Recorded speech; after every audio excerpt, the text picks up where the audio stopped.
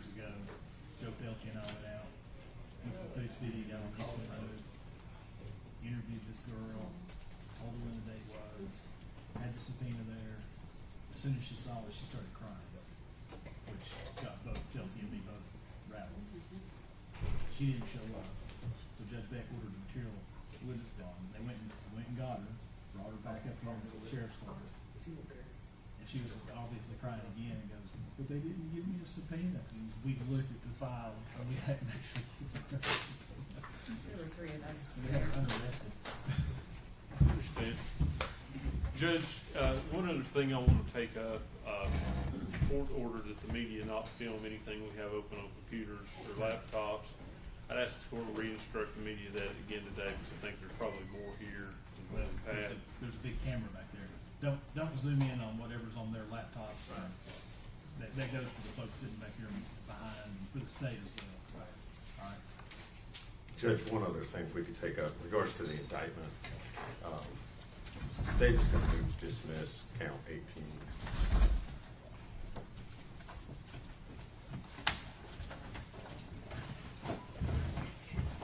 Gotta make sure we got the right one.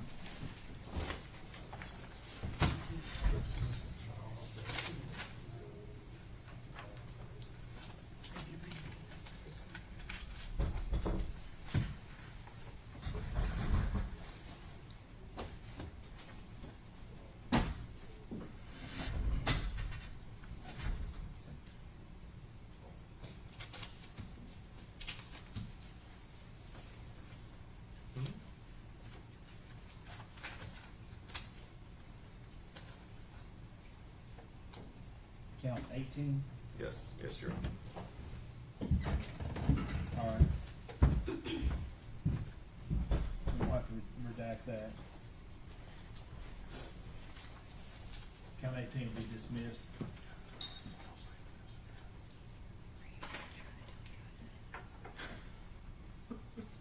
And Judge, we would ask the defense not to try to elicit any testimony in regards to that without putting on proof for evidence as well in regards to that count.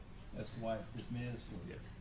Or Well, any statements that might have been made in that regard would of course be our position would be hearsay without Ms. Boswell testifying, so.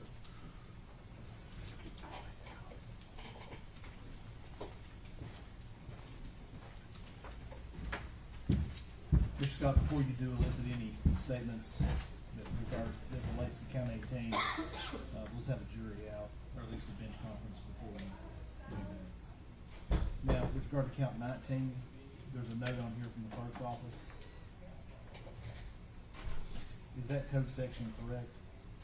They say, should it be 312 instead of 314?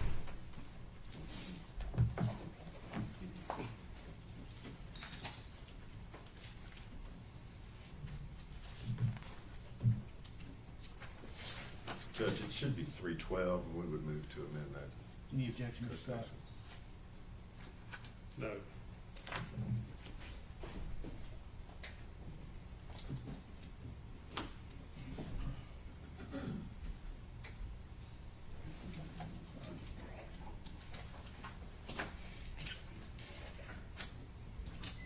I guess I'm gonna keep that, I'm gonna give this to you so I can lose it. At some point they'll have to go in there.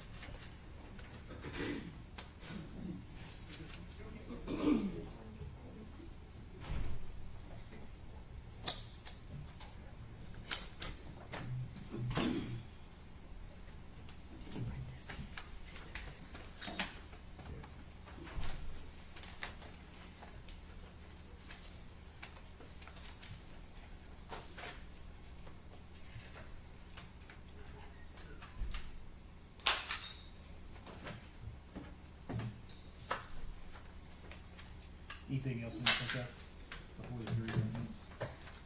Nothing else from the state. Then we'll be in, No, sir. then we'll be in recess, till 9 o'clock. We'll start about at 9 o'clock if the jurors are all here. Maybe just, they get here at 9, they'll need to order lunch. They are all here. They're all here? Yes, sir. They're filling out their paperwork now. So we'll start at close to 9 o'clock.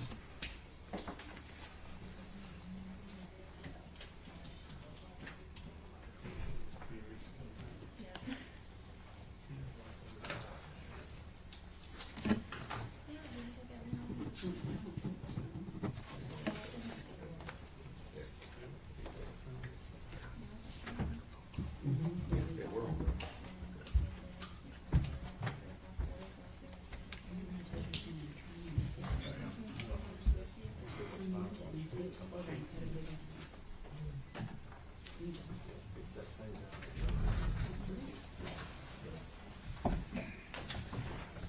I put Kleenex up there too, just. I had a box in here, what happened to it? Yeah. Do you think we need a box down there in case the jurors need it? Yes, sir, I'll sit. No, I got it.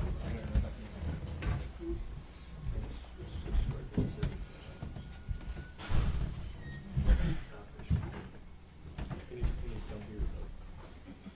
Okay.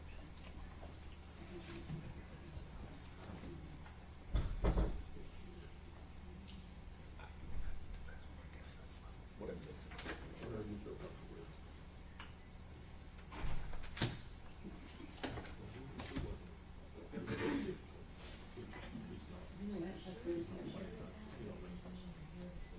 Yeah, you're right, man. All right. Do you care to stay in front of me? No, they're about to. You don't? I feel comfortable. Wow, this is a comfortable courtroom. Well, once it's back on, you will know that it's ICU, which is great for us, because my temperature tends to rise a little bit when I'm trying to. Yeah, so if they get it fixed, you may want to wear it, please. Or something.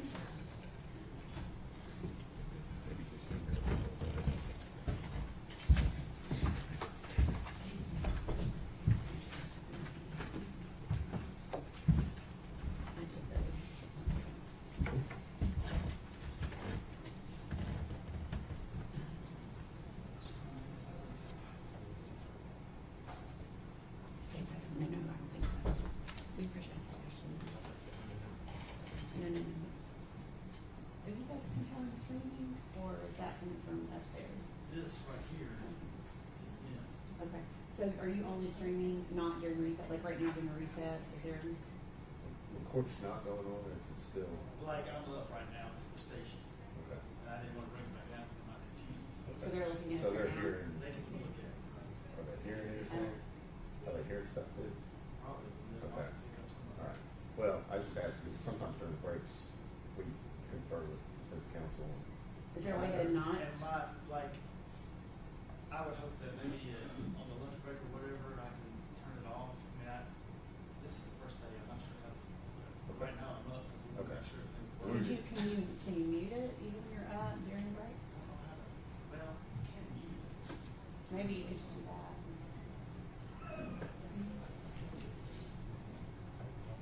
Yeah, I think if we're not on your record, yeah.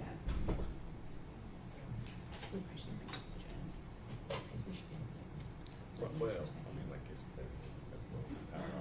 that just my cousin's? Oh.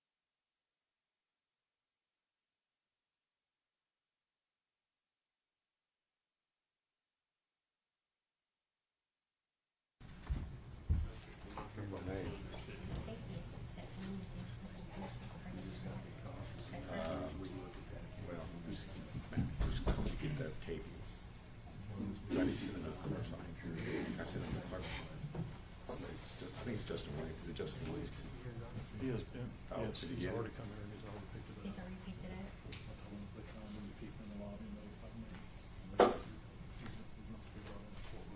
Did they issue it? Well, that's what she's. That's what I was She trying to, filed it, she signed it. and she's getting it ready. If it's not Right, ready, she has she's to going actually to issue pick a it up. case, that was the order for it. Yeah.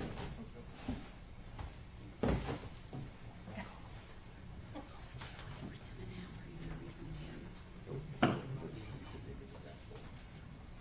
This one is like-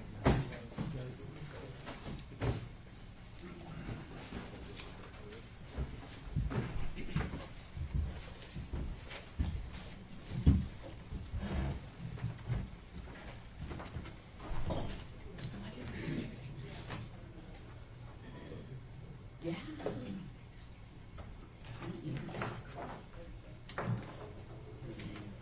make a note.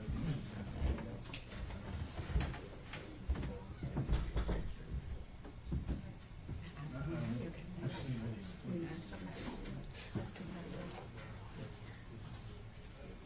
I don't know how long you've been in my state, because I'm usually, it was.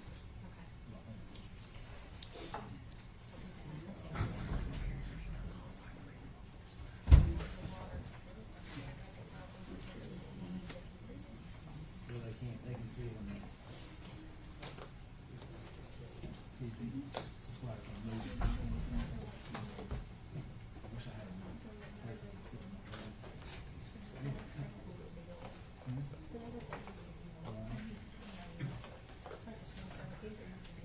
Mhm.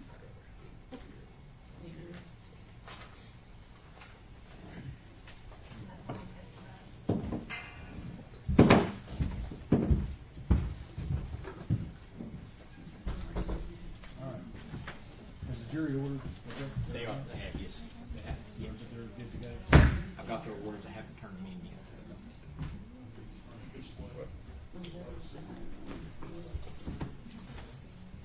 I've noticed that all through the break, these last 4 chairs of the jury box have been visible on the live stream.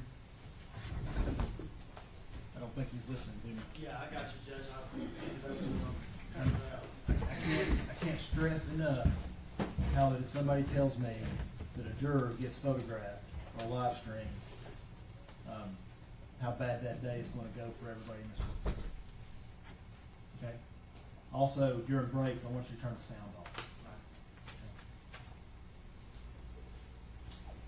All right, I think the jury is all here. They've ordered their, can y'all hear me through the microphone?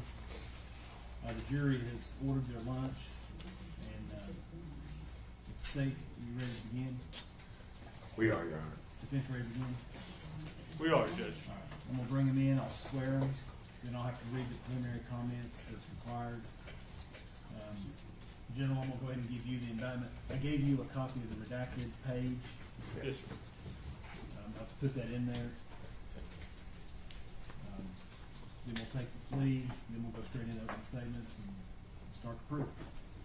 If they're ready.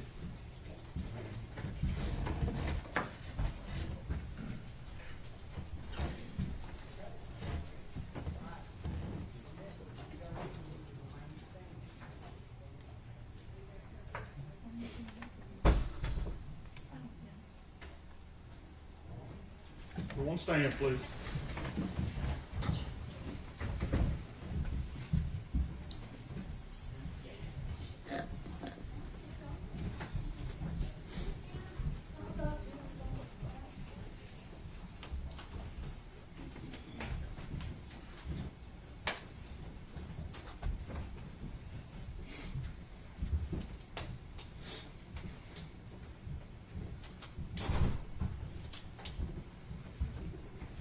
You guys can be seated. If the jury remains standing, be sworn, please.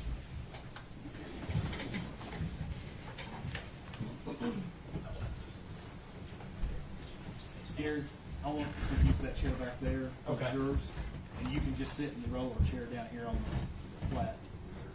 No, it can stay up there. While they're moving the furniture. If you'll just raise your right hand.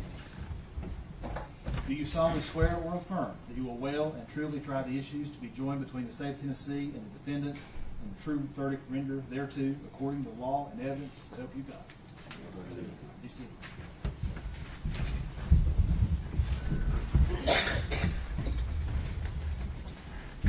Can everybody hear me? Can y'all hear me okay? All right. Before we begin the trial, I would like to tell you a little bit about what will happen during the course of the proceedings. I want to describe basically how the trial will be conducted and what the attorneys, jurors, and judge will be doing over the course of the trial.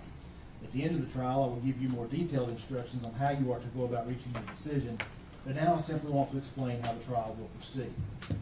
The defendant has been charged by the state of Tennessee with a violation of state law. The document containing the charge is referred to as a presentment. A presentment is the formal accusation charging a defendant with a crime and is not evidence of anything. The defendant has pled not guilty to the charges. She is presumed innocent and may not be found guilty by you unless, after hearing all of the evidence, attorney's arguments, and instructions of law, the 12 jurors seated in this case unanimously find the state has proven its case beyond a reasonable doubt. The first step in the trial will be the attorney's opening statements. The state will tell you about the evidence it intends to present so that you will have an idea of what the state's case is about. This opening statement is not evidence. Its only purpose is to help you understand what the evidence will be and what the state will attempt to prove. After the state's opening statement, an attorney for the defendant may make an opening statement if he should so choose. Again, statements of attorneys are not evidence. Next will be the state's case in chief, in which the state will present its evidence. The evidence in the case will most likely consist of physical exhibits, documents, and the testimony of witnesses. The witnesses will testify by answering questions asked by the attorneys. After the state completes its case in chief, the defense will be given an opportunity to present evidence through witnesses and exhibits. A defendant is not required to put on any evidence or to testify. The burden is always on the state to convince you that the defendant is guilty beyond a reasonable doubt. If the defense does present proof, the state may then put on what is known as rebuttal proof. After you have heard all of the evidence, I will instruct you about the rules of law that you are to use in reaching your verdict. The final part of the trial occurs when the state and defense may present final arguments. I previously told you that opening statements by the attorneys are not evidence. Likewise, closing arguments are not evidence. In closing arguments, the parties will attempt to summarize their cases and help you understand the evidence that was presented. After you hear my instructions and the parties' closing arguments, I will select and excuse the alternate jurors, and the final 12 jurors will leave the courtroom together as a group. You will then begin your deliberations to make a decision in the case. Your deliberations will be secret, and you will not be required to explain your verdict to anyone. Now that I have described in outline form the trial itself, let me explain the functions that you and I will perform during the trial. I will decide which rules of law apply to the case. My decision will be reflected in my responses to questions and objections the attorneys raised during the trial, as well as in my final jury instructions. It is your job to determine what the facts are from the evidence. You must then apply the law in my instructions to the facts, and from that application, you'll arrive at a verdict. The state has the burden of proving the guilt of the defendant beyond a reasonable doubt, and this burden remains on the state throughout the entire case. Keep in mind that the defendant is presumed to be innocent of the charges against her. Thus, the defendant is not required to prove her innocence, to have her attorneys make any statements or arguments, or to produce any evidence. Reasonable doubt is that doubt engendered by an investigation of all the proof in the case, and an inability after such investigation to let the mind rest easily as to the certainty of guilt. A conviction cannot be based on conjecture, suspicion, or mere belief that the defendant is guilty of the crime charged. Reasonable doubt is a high burden, but it does not mean proof with absolute certainty.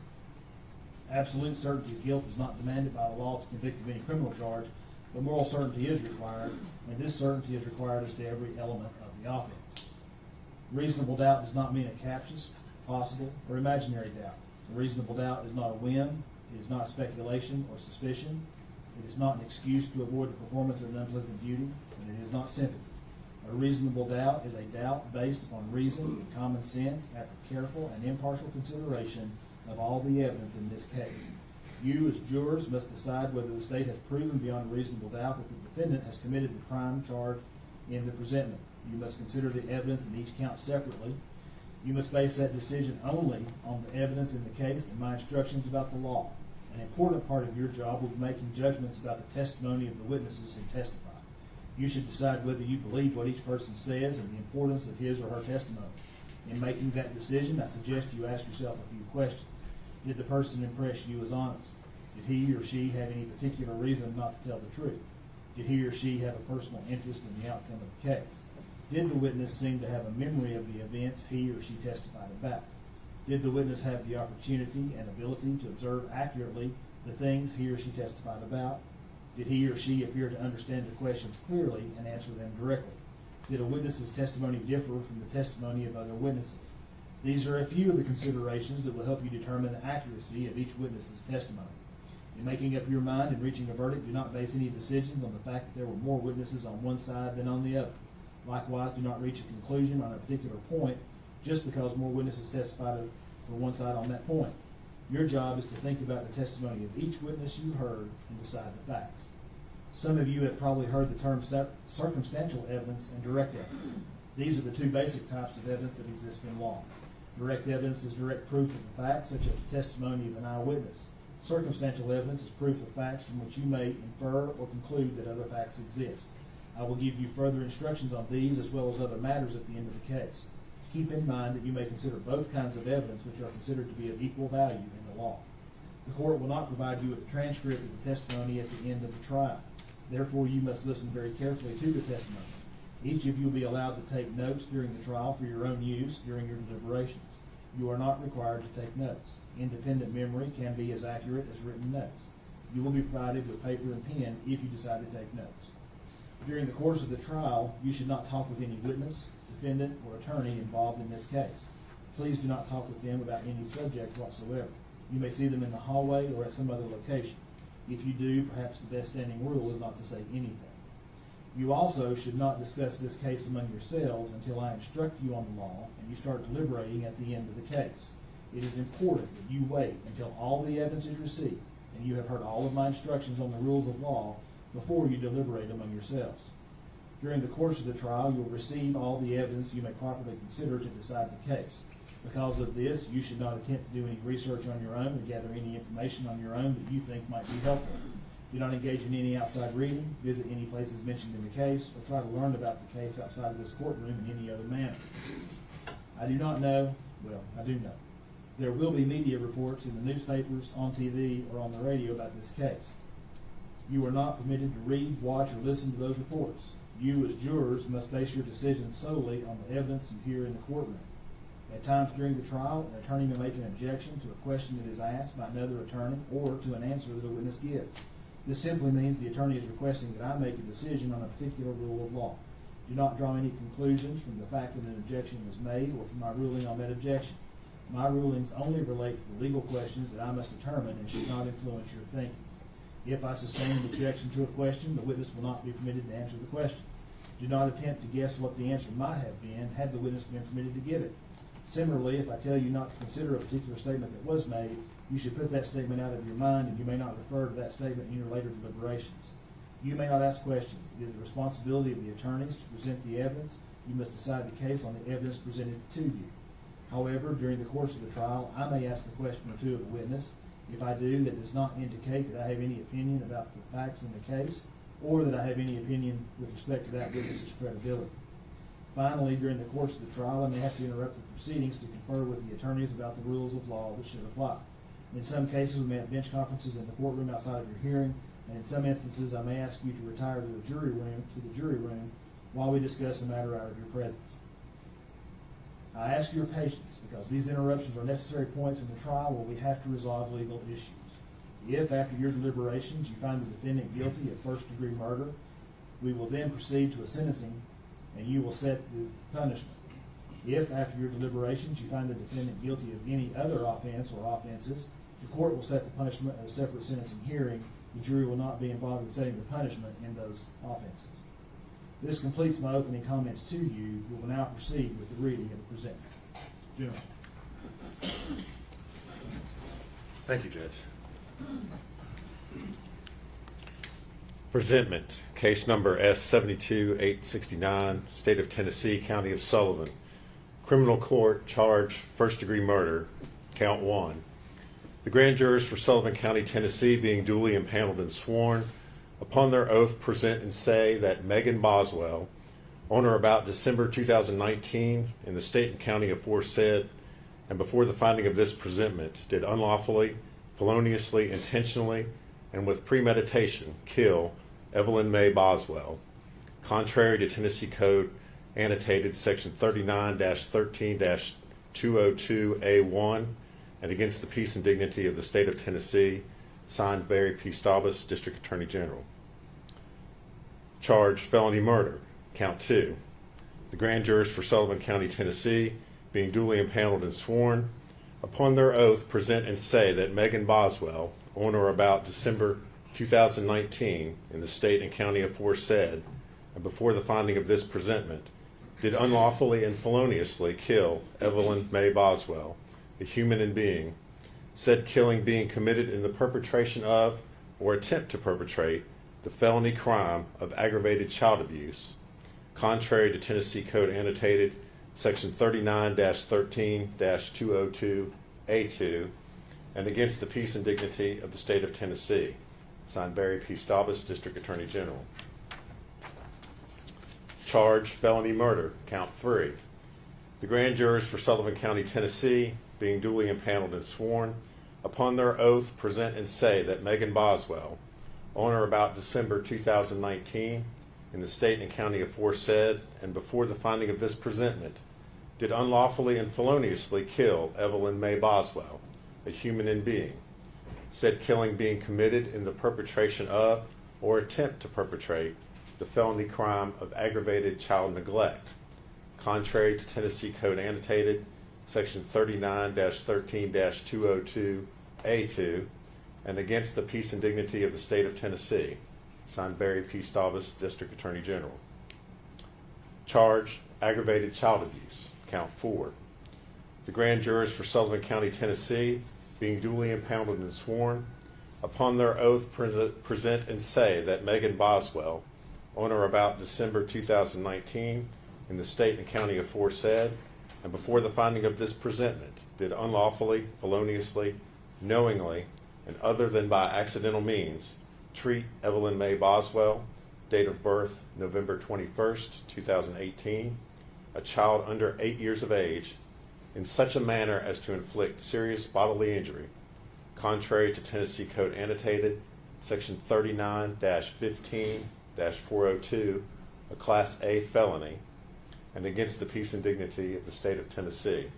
Signed, Barry P. Staubus, District Attorney General. Charge aggravated child neglect, count 5. The grand jurors for Sullivan County, Tennessee, being duly impaneled and sworn, upon their oath present and say that Megan Boswell, on or about December 2019, in the state and county aforesaid, and before the finding of this presentment, did unlawfully, feloniously, and knowingly neglect a child, Evelyn May Boswell, date of birth November 21st, 2018, a child 8 years of age or less, so as to adversely affect the child's health and welfare, and the act of neglect resulted in serious bodily injury to the child, Evelyn May Boswell, contrary to Tennessee Code Annotated Section 39-15-402, a Class A felony, and against the peace and dignity of the state of Tennessee. Signed, Barry P. Staubus, District Attorney General. Charge tampering with evidence, count 6. The grand jurors for Sullivan County, Tennessee, being duly impaneled and sworn, upon their oath present and say that Megan Boswell, on or about December 2019, in the state and county aforesaid, and before the finding of this presentment, did unlawfully, knowingly, and feloniously alter, destroy, or conceal evidence with the intent to impair its availability, verity, or legibility as evidence in an investigation. The said Megan Boswell, knowing that an investigation was pending or in progress, contrary to Tennessee Code Annotated Section 39-16-503, a Class C felony, and against the peace and dignity of the state of Tennessee. Signed, Barry P. Staubus, District Attorney General. Charge false report, count 7. The grand jurors for Sullivan County, Tennessee, being duly impaneled and sworn, upon their oath present and say that Megan Boswell, on or about February 18th, 2020, in the state and county aforesaid, and before the finding of this presentment, did unlawfully, knowingly, and feloniously make a statement in response to a legitimate inquiry by Sullivan County Sheriff's Detective Tracy Haraz, a law enforcement officer, concerning a material fact about an offense or incident within the officer's concern, to wit, the disappearance of the defendant's infant daughter, Evelyn Boswell, knowing that the statement was false and with the intent to obstruct or hinder the officer from preventing the offense or incident from occurring or continuing to occur. The said false statement concerning Evelyn Boswell and the defendant's claim that her infant child was with the child's father, Ethan Perry, contrary to Tennessee Code Annotated Section 39-16-502, a Class D felony, and against the peace and dignity of the state of Tennessee, signed Barry P. Staubus, District Attorney General. Charge, false report, count 8. The grand jurors for Sullivan County, Tennessee, being duly impaneled and sworn, upon their oath present and say that Megan Boswell, on or about February 18th, 2020, in the state and county aforesaid and before the finding of this presentment, did unlawfully, knowingly, and feloniously make a statement in response to a legitimate inquiry by Sullivan County Sheriff's Detectives Michelle Gillum and Tracy Haraz, law enforcement officers, concerning a material fact about an offense or incident within the officer's concern, to wit, the disappearance of the defendant's infant daughter, Evelyn Boswell, knowing that the statement was false and with the intent to obstruct or hinder the officer from preventing the offense or incident from occurring or continuing to occur. The said false statement concerning the defendant's alleged lack of knowledge of the whereabouts of her infant daughter and her alleged efforts to locate her daughter, contrary to Tennessee Code Annotated Section 39-16-502, a Class D felony, and against the peace and dignity of the state of Tennessee, signed Barry P. Staubus, District Attorney General. Charge, false report, count 9.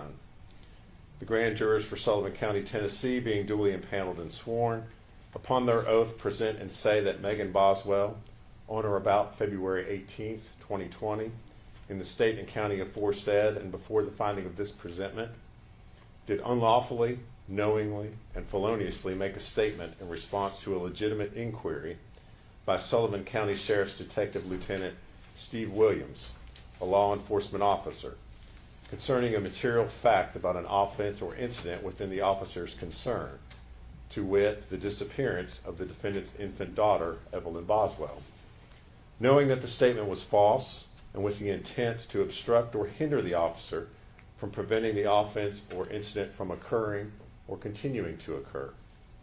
The said false statement concerning the alleged last physical contact that the defendant had with her infant daughter and Ethan Perry's alleged refusal to respond to her text and voicemails regarding her daughter following an argument with Ethan Perry about the custody arrangements concerning her daughter.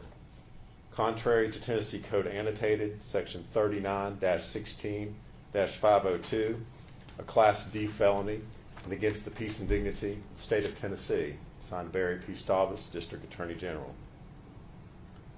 Charge, false report, count 10. The grand jurors for Sullivan County, Tennessee, being duly impaneled and sworn, upon their oath present and say that Megan Boswell, on or about February 18th, 2020, in the state and county aforesaid and before the finding of this presentment, did unlawfully, knowingly, and feloniously make a statement in response to a legitimate inquiry by Sullivan County Sheriff's Detective Captain Joey Strickler, a law enforcement officer, concerning a material fact about an offense or incident within the officer's concern, to wit, the disappearance of the defendant's infant daughter, Evelyn Boswell, knowing that the statement was false, and with the intent to obstruct or hinder the officer from preventing the offense or incident from occurring or continuing to occur. The said false statement concerning the defendant's alleged last physical contact with her infant daughter and the defendant's alleged lack of knowledge of the whereabouts of her infant daughter, even though she had concerns that her daughter was possibly injured, contrary to Tennessee Code Annotated, Section 39-16-502, a Class D felony, and against the peace and dignity of the state of Tennessee, signed Barry P. Staubus, District Attorney General. Charge, false report, count 11.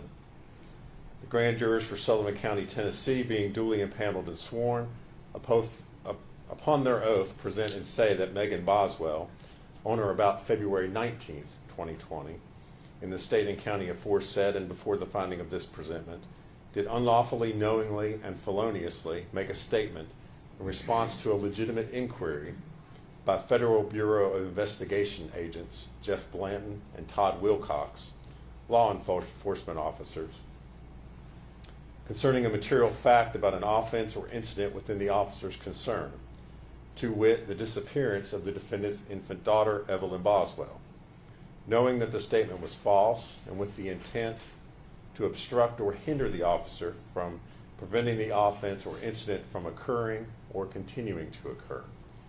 The said false statement concerning the alleged time frame of when the defendant gave her infant daughter to Ethan Perry to keep, since she could not handle her daughter anymore, and Ethan Perry's alleged threats to take the defendant to court to address the custody of their daughter. Contrary to Tennessee Code Annotated Section 39-16-502, a Class D felony, and against the peace and dignity of the state of Tennessee, signed Barry P. Staubus, District Attorney General. Charge, false report, count 12. The grand jurors for Sullivan County, Tennessee, being duly impaneled and sworn, upon their oath present and say that Megan Boswell, on or about February 20th, 2020, in the state and county aforesaid, and before the finding of this presentment, did unlawfully, knowingly, and feloniously make a statement in response to a legitimate inquiry by Sullivan County Sheriff's Detective Captain Joey Strickler, a law enforcement officer, concerning a material fact about an offense or incident within the officer's concern, to wit, the disappearance of the defendant's infant daughter, Evelyn Boswell, knowing that the statement was false, and with the intent to obstruct or hinder the officer from preventing the offense or incident from occurring or continuing to occur. The said false statement concerning the defendant's alleged claim that she last saw her infant daughter in the custody of Ethan Perry on December 26, 2019, and that she had not contacted the police to report her missing child on the advice of Angela Boswell, the defendant's mother. Contrary to Tennessee Code Annotated Section 39-16-502, a Class D felony, and against the peace and dignity of the state of Tennessee, signed Barry P. Staubus, District Attorney General. Charge, false report, count 13. The grand jurors for Sullivan County, Tennessee, being duly impaneled and sworn, upon their oath present and say that Megan Boswell, on or about February 20th, 2020, in the state and county aforesaid and before the finding of this presentment, did unlawfully, knowingly, and feloniously make a statement in response to a legitimate inquiry by Tennessee Bureau of Investigation Agent David Gratz and Sullivan County Sheriff's Detective Sergeant Matt Price, law enforcement officers, concerning a material fact about an offense or incident within the officer's concern, to wit, the disappearance of the defendant's infant daughter, Evelyn Boswell, knowing that the statement was false, and with the intent to obstruct or hinder the officer from preventing the offense or incident from occurring or continuing to occur. The said false statement concerning the defendant's mother, Angela Boswell, possibly having her infant daughter, but refusing to share with the defendant the location of her daughter and whether she had custody of the defendant's daughter. Contrary to Tennessee Code Annotated Section 39-16-502, a Class D felony, and against the peace and dignity of the state of Tennessee, signed Barry P. Staubus, District Attorney General. Charge, false report, count 14. The grand jurors for Sullivan County, Tennessee, being duly impaneled and sworn, upon their oath present and say that Megan Boswell, on or about February 20th, 2020, in the state and county aforesaid, and before the finding of this presentment, did unlawfully, knowingly, and feloniously make a statement in response to a legitimate inquiry by Tennessee Bureau of Investigation Agent David Gratz and Sullivan County Sheriff's Detective Sergeant Matt Price, law enforcement officers, concerning a material fact about an offense or incident within the officer's concern, to wit, the disappearance of the defendant's infant daughter, Evelyn Boswell, knowing that the statement was false and with the intent to obstruct or hinder the officer from preventing the offense or incident from occurring or continuing to occur. The said false statement concerning the defendant's mother, Angela Boswell, allegedly having taken her infant daughter in mid-December of 2019 and refusing to tell the defendant of her daughter's location, and that she allegedly did not call the police to report her infant daughter missing out of fear that her mother, Angela Boswell, would harm Evelyn Boswell. Contrary to Tennessee Code Annotated, Section 39-13, Section 39-16-502, a Class D felony, and against the peace and dignity of the state of Tennessee, signed Barry P. Staubus, District Attorney General. Charge, false report, count 15.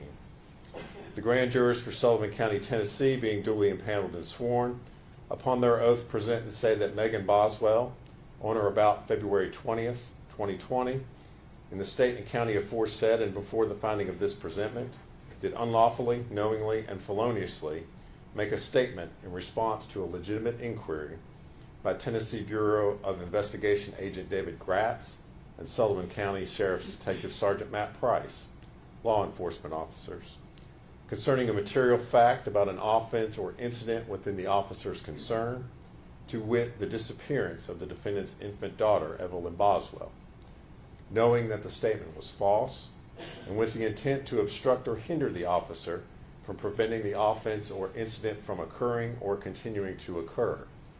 The said false statement concerning the defendant's mother, Angela Boswell, having allegedly taken her infant daughter because Angela Boswell believed that the defendant owed her money, and that the defendant's mother, Angela Boswell, had allegedly told her that Evelyn Boswell would not be returned to the defendant until the money was paid. Contrary to Tennessee Code Annotated, Section 39-16-502, a Class D felony, and against the peace and dignity of the state of Tennessee, signed Barry P. Staubus, District Attorney General. Charge, false report, count 16.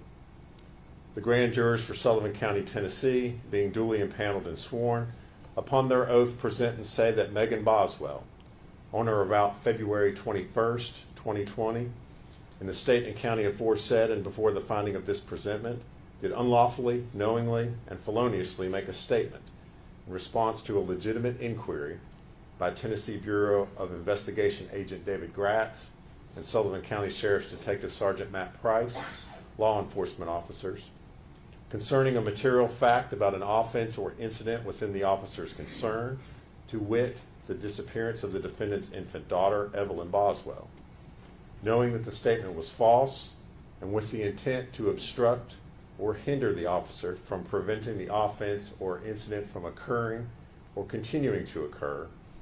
The said false statement concerning her mother, Angela Boswell, allegedly having Evelyn Boswell at an unknown location, and that despite the efforts of the defendant to find her infant daughter, she allegedly did not know the whereabouts of her infant daughter and did not have any additional information to provide to law enforcement in their attempts to find the missing child. Contrary to Tennessee Code Annotated, Section 39-16-502, a Class D felony, and against the peace and dignity of the state of Tennessee, signed Barry P. Staubus, District Attorney General. Charge, false report, count 17. The grand jurors for Sullivan County, Tennessee, being duly impaneled and sworn, upon their oath present and say that Megan Boswell, on or about February 23rd, 2020, in the state and county aforesaid, and before the finding of this presentment, did unlawfully, knowingly, and feloniously make a statement in response to a legitimate inquiry by Tennessee Bureau of Investigation Assistant Agent in Charge, Chris Wilhoit, a law enforcement officer, concerning a material fact about an offense or incident within the officer's concern, to wit, the disappearance of the defendant's infant daughter, Evelyn Boswell, knowing that the statement was false and with the intent to obstruct or hinder the officer from preventing the offense or incident from occurring or continuing to occur, concerning the defendant's mother, Angela Boswell, allegedly having given the defendant's infant daughter, Evelyn Boswell, to another person who Angela Boswell refused to name, and that her infant child was safe and would have a better life with the unknown person than with the defendant. Contrary to Tennessee Code Annotated, Section 39-16-502, a Class D felony, and against the peace and dignity of the state of Tennessee, signed Barry P. Staubus, District Attorney General. Charge, abuse of a corpse, count 19. The grand jurors for Sullivan County, Tennessee, being duly impaneled and sworn, upon their oath present and say that Megan Boswell, on or about December 2019, in the state and county aforesaid, and before the finding of this presentment, did unlawfully, knowingly, and feloniously, and without legal privilege, physically mistreat a corpse in a manner offensive to the sensibilities of an ordinary person, contrary to Tennessee Code Annotated, Section 39-17-312, a Class E felony, and against the peace and dignity of the state of Tennessee. Signed, Barry P. Stavas, District Attorney General. Charge, failure to report a death under suspicious, unusual, or unnatural circumstances. Count 20. The grand jurors for Sullivan County, Tennessee, being duly impaneled and sworn, upon their oath present and say that Megan Boswell, on or about December 2019, in the state and county aforesaid, and before the finding of this presentment, did unlawfully, knowingly, and feloniously fail to report the death of her infant daughter, Evelyn Boswell, to the county medical examiner, local police, district attorney general, or sheriff, where the death was from violence, trauma, or in any suspicious, unusual, or unnatural manner, contrary to Tennessee Code Annotated, Section 38-7-108, a Class E felony, and against the peace and dignity of the state of Tennessee. Signed, Barry P. Stavas, District Attorney General. True bill was returned 22nd day of May 2024, and it's signed Sally Sierra, foreman of the grand jury. Mr. Scott, how does Ms. Boswell plead to each count? Defendant pleads not guilty to each and every count. All right, thank you, sir. Approach. General, you have opening statements? Yes, Your Honor. Go ahead.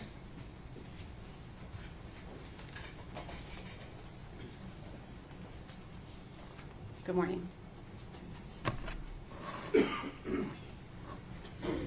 Today we're going to talk about Evelyn Boswell for a few minutes. In 2019, Evelyn Boswell was a bright, growing little girl, full of life, healthy, learning to walk, learning to talk, doing all the things that a 12-month-old child would do. Which means today, 5 years later, Evelyn Boswell would be 6 years old. She would be possibly in kindergarten, learning to read, maybe taking her first ballet class or her first soccer game, learning to tie her shoes, all of the things that we think of that are firsts for 6-year-old children. But based upon the last 2 days of our jury selection, we all know that Evelyn Boswell is not going to do any of those things. We all know that all of that was taken away from her in December of 2019 by the defendant, Megan Boswell. And her life wasn't just cut short. It's not just a tragedy. Her life was violently ripped away from her. And we can all agree that it's a shock, it's a tragedy when a child dies. It's upsetting. It upsets all of us. You'll hear phrases like "gone too soon," "what a tragedy." A child has such a life ahead of them. And a lot of times it is a tragedy. And in this case, it's a tragedy too. But in this case, it was a preventable tragedy. There's so much more to this story that you are going to hear. Because Evelyn did not have to die. Evelyn could be here today. And so today, 5 years later, we are asking you to give justice to Evelyn Boswell. During this trial, you will learn that the one person, Evelyn's mother, Megan Boswell, who was entrusted more than anyone else to take care of her, to keep her safe, to protect her, that she failed her in the worst possible way.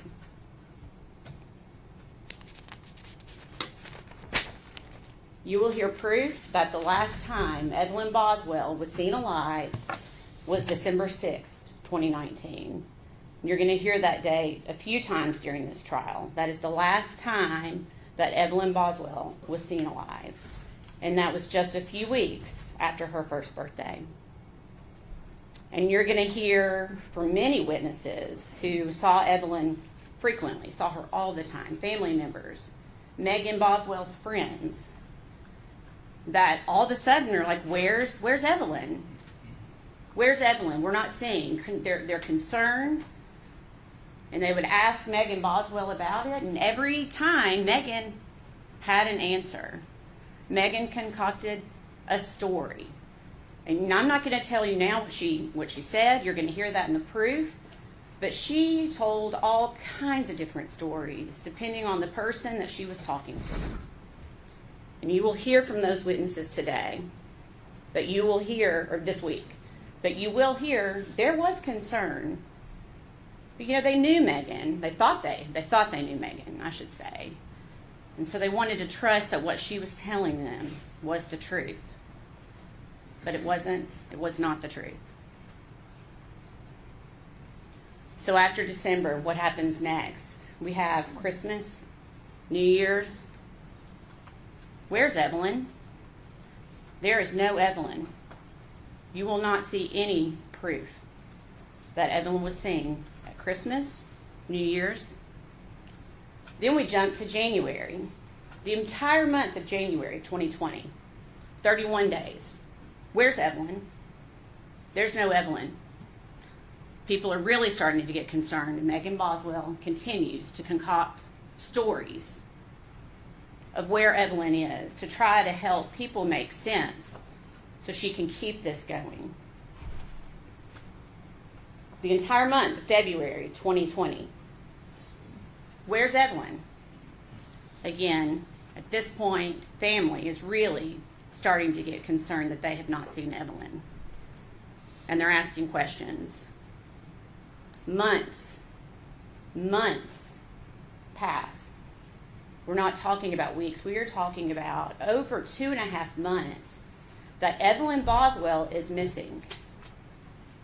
The defendant is not even just canceling her well visits. She's no-showing. She's just not showing up because she knows where Evelyn is.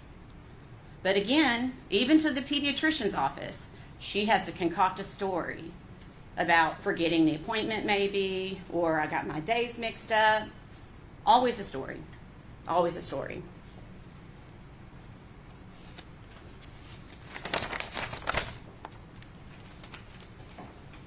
So we know now, we did not know then, but we know now that from early December, Evelyn Boswell, even though it had not been reported by Megan Boswell, Evelyn Boswell was a missing child from early December until almost the end of February. She was a missing child. And the only person who knew that, the person who was entrusted to take care of her the most, is the only person who knew that Evelyn was actually missing. And she just left it unreported. Over 2 months later, finally, Megan Boswell's dad, Tommy Boswell, finally essentially puts an ultimatum down on his daughter and says, I'm tired of the stories. If you don't show me my grandchild by the next day, I'm essentially calling the police. Well, Megan knew she could not do that, and she did not do that. And Tommy Boswell finally was the one to report Evelyn missing on February 18th of 2020. Finally, law enforcement gets involved, the Tennessee Bureau of Investigation gets involved, the FBI gets involved, all hands on deck to find this missing child. She's finally reported missing. But it's important to note that it was not Megan Boswell that reported her child missing. Megan Boswell never reported her child missing. So you're going to hear from December of 2019 until February of 2020, when it's finally reported, that the defendant's biggest believable story that really is probably what kept the family from reporting earlier is she was saying that Evelyn was with her father, Ethan Perry. And you'll hear a lot about Ethan Perry, and you'll get to hear from Ethan Perry yourselves. Ethan Perry is actually not Evelyn's father, but Megan led him to believe that he was the father. And everyone, for all purposes, also believed Ethan Perry was the father. So to the family, they're like, well, that's good. He's stepping up. The father's stepping up. That's good. We're proud of him. And that is the story that Megan Boswell told mostly to her family, to her friends. You were going to hear a lot of testimony about her just telling everyone that Ethan Perry has gotten Evelyn. First, you'll hear that they're trading weeks, but doesn't make sense because people are still not seeing Evelyn.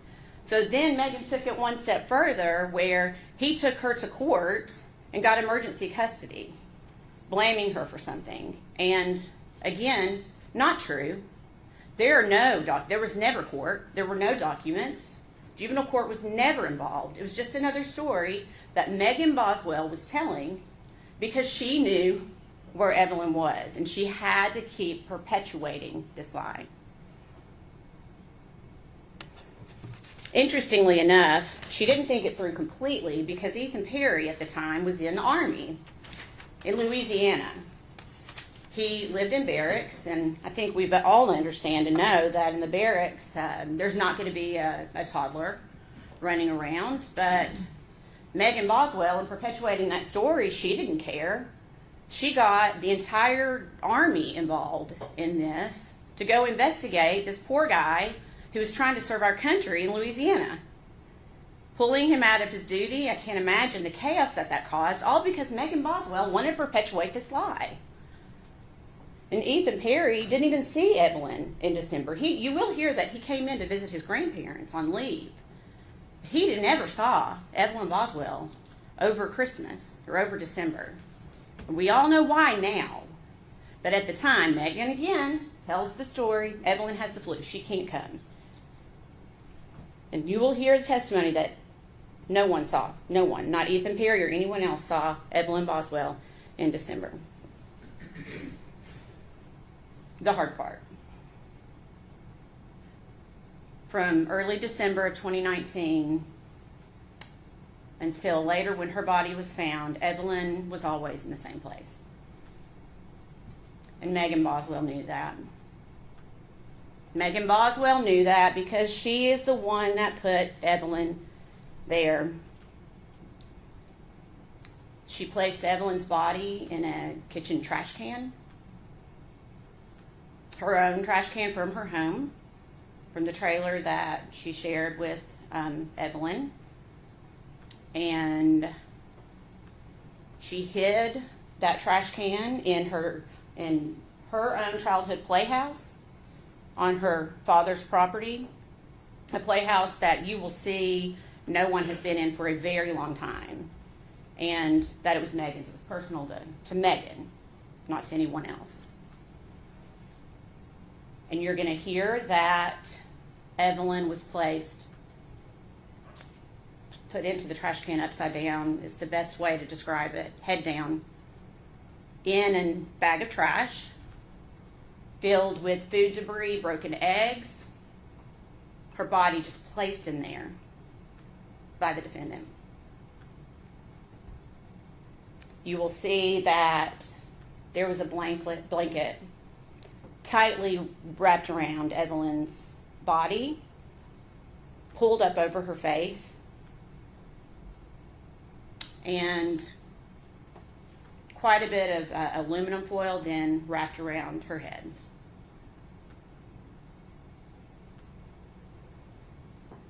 The blanket completely covering her face, the foil completely covering her head.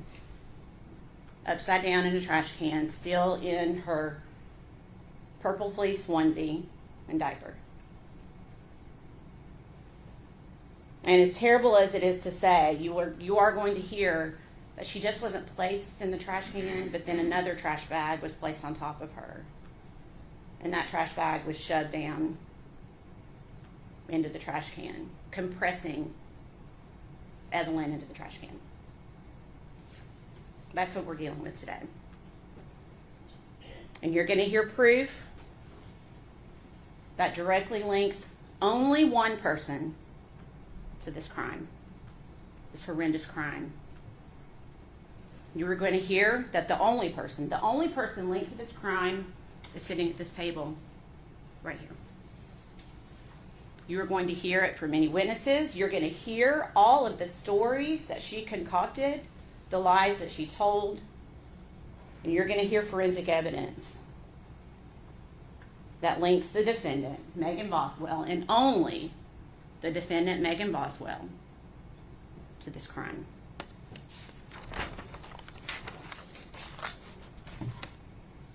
One step further. This entire time, Evelyn is decaying, decomposing in this trash can, again, upside down and compressed. What is Megan Boswell doing? Is she mourning her child? Is she worried? Is she scared? What is she doing? What would a mother be doing? Well, it's not what Megan Boswell was doing.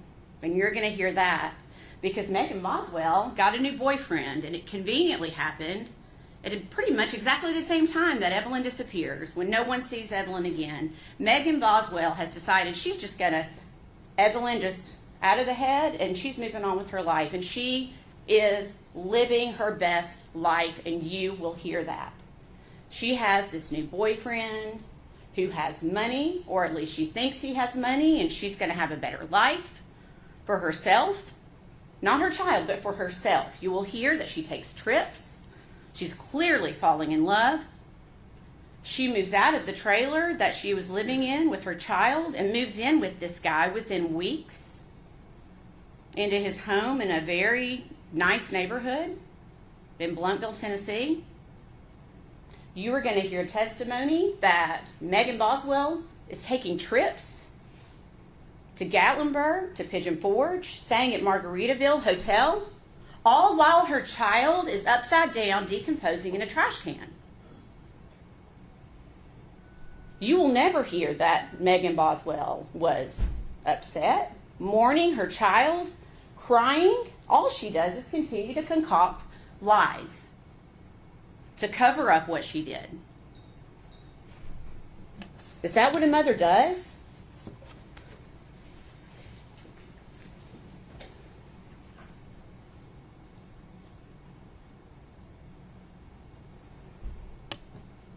So you will hear that when Tommy Boswell reports, it's essentially all hands on deck with law enforcement. Immediately, law enforcement goes into action, and you are going to hear so much proof about how much effort went into finding this baby, how much time and hours worked by every law enforcement agency in North Carolina, East Tennessee, Middle Tennessee, everyone putting their efforts into trying to find this little girl and hoping, just hoping, to find her alive.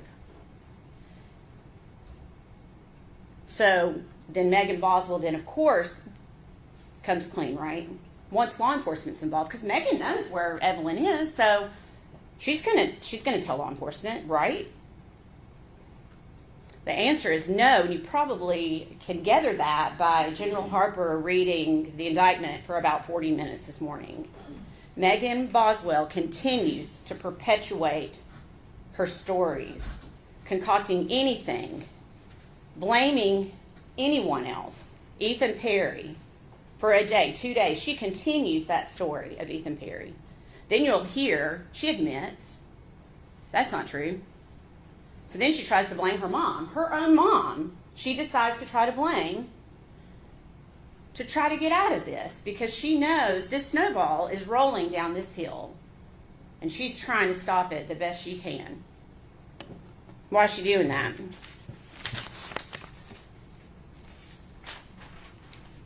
It's because she knows that she brutally murdered her child and she's trying to cover it up. And maybe she had that hope that Evelyn would never be found. And even to this day, 5 years later, Evelyn would still be a missing child. The defense said something really interesting in jury selection yesterday afternoon that I want to touch on. He said to you, you only have one chance to get this right. Do you remember that? Then he said, Megan only has one chance to get this right. Do you remember that?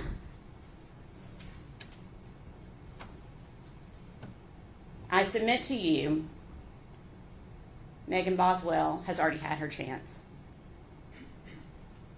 She was gifted with a beautiful child, a healthy, vibrant little girl. Evelyn was perfect.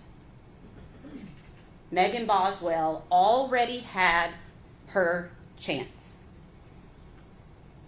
So today is Evelyn's chance.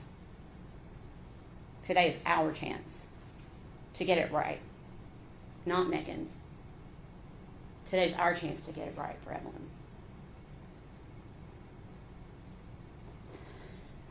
I know this is not easy for any of you.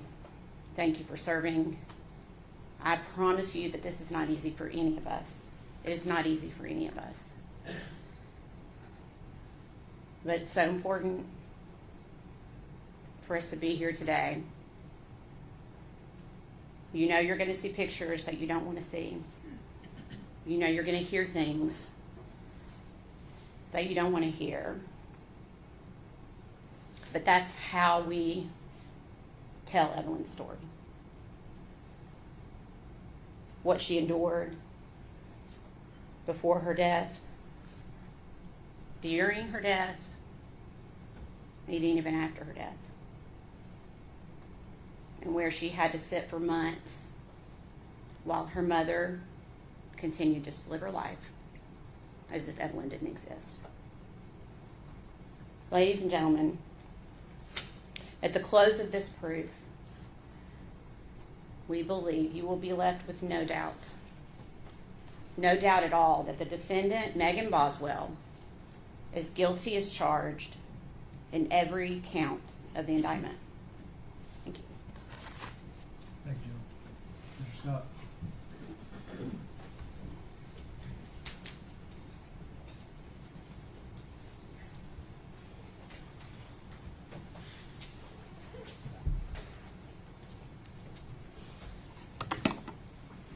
Morning. She's right about some things. And this is a terrible situation. There's a child, 13-month-old child,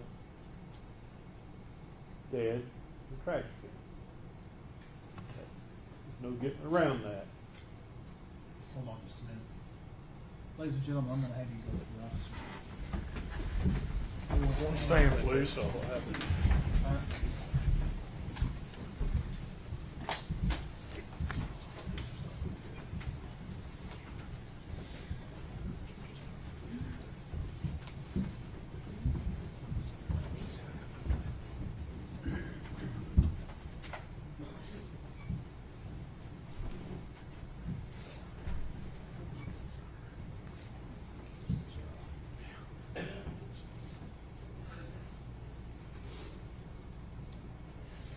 You may be seated, thank you. Who are you with? All right. Are you the designated still photographer? Yes, sir. If that flash goes off again, you'll have 10 days in jail. Sorry. The order's very clear. Yes, Your There'll Honor. be no lights, there'll be no flash. That's disruptive to the jury, that's disruptive to the lawyers, that's disruptive to this process, and I'm not even kidding. If I see another light, whoever it comes from will immediately be held in criminal contempt of this court and taken to a jail for 10 days. Yes, Your Honor, I'm sorry. I have it on not flash on my settings. Well, I it moved went off because it was right in my face.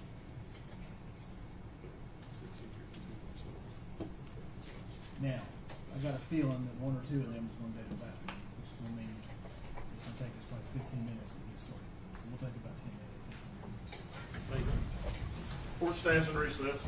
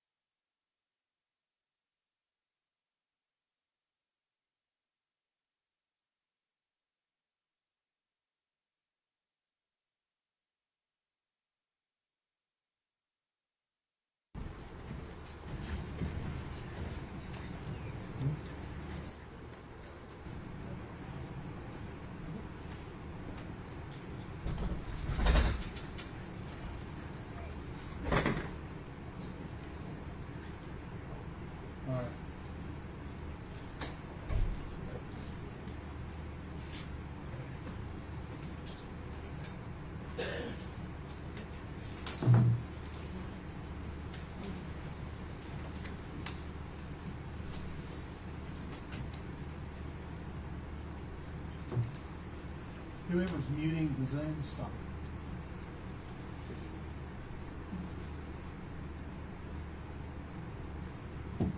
I'll be in charge of muting the Zoom.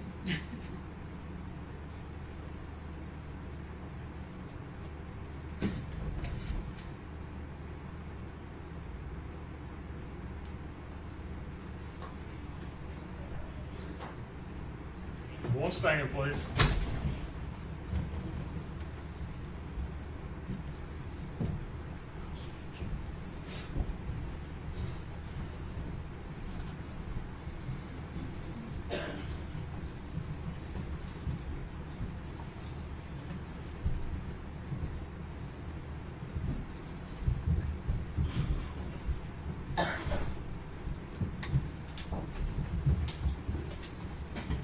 You may be seated, thank you.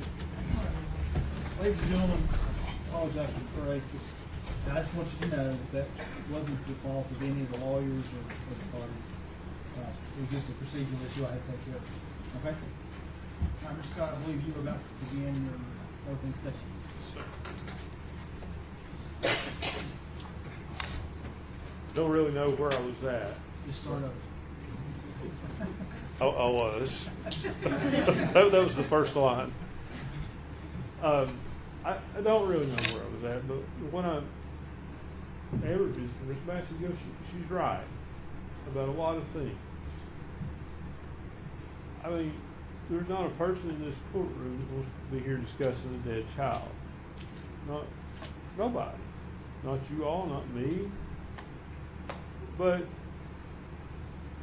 the state asks you to convict Megan Boswell of first-degree murder. And it's very interesting what they've done. They've asked you to convict Megan Boswell of first-degree murder in 3 different ways. They've asked you to find that it's a premeditated and intentional killing of her child. And then they're asking you to find that it's a murder that is perpetrated as part of child abuse. And then they're saying, well, if it's not that, surely it's because of child neglect. That's a problem. The state's theory is reasonable doubt in and of itself. They don't know what happened. They don't know how that child died, and they can't prove how that child died. I expect you'll hear from a couple of different medical examiners who come to somewhat the same conclusion, but one medical examiner, I think you'll hear from her, and she has a very interesting theory. But I would suggest to you that her theory is flawed, and the proof will show you why it's flawed. Just like yesterday I was talking about in board hour, I think I asked a couple of you about the scientific method. And if you put in incorrect data, would you get incorrect results? And you will, if it's data significant. The state asks you, I anticipate this medical examiner, based on her testimony in another hearing, is going to say that this child was alive when it was placed in the trash can. But then again, the state says Megan's guilty of abuse of a corpse. Those theories are not consistent. They're not consistent with this. What the state hasn't talked to you about is the possibility, what if this was accidental? What if Megan or Hunter Wood rolled over on that child in the bed?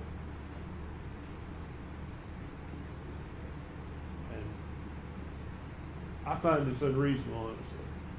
I find it unreasonable that you roll over on your child in the bed and you don't call 911. But I'm 49 years old. I practiced law for close to 25 years. Ms. Carper talked about yesterday how your life experiences are different. Well, mine are certainly different than Megan's. When this child died, she was 18 years old. Now, You heard about what a great father Tommy Boswell was, and how involved he was. What you didn't hear is Megan had that child because while she was in foster care. That's how involved Tommy Boswell was. She was in foster care when she had the child. I think you'll hear a lot in this trial about how she came up. And I like to tell people, and I do tell people, I've never had a hard day in my life. I've never went hungry. I've never not had a place to live. I've never fought a war, and I've never lost a child. And I can't put myself in the position of someone who has lost a child. But that's what I'm going to ask you to do. Put yourself in Megan Boswell's position. She's 18 years old. She's got an older boyfriend. We expect the proof will be that he tells her, don't involve me with this. I don't want to be involved. Because they're scared they're going to get charged with something. That's going to be the proof in this case. And my reaction and your reaction would be different. I would certainly call 911. But I'm not 18 years old. And sometimes I think back to myself and I say, I would have called 911 at 18 years old. And I probably would. But I know a lot of people at 18 years old that wouldn't. Their life experience is different. Their maturity is different. If any of you have kids, some of you probably know that.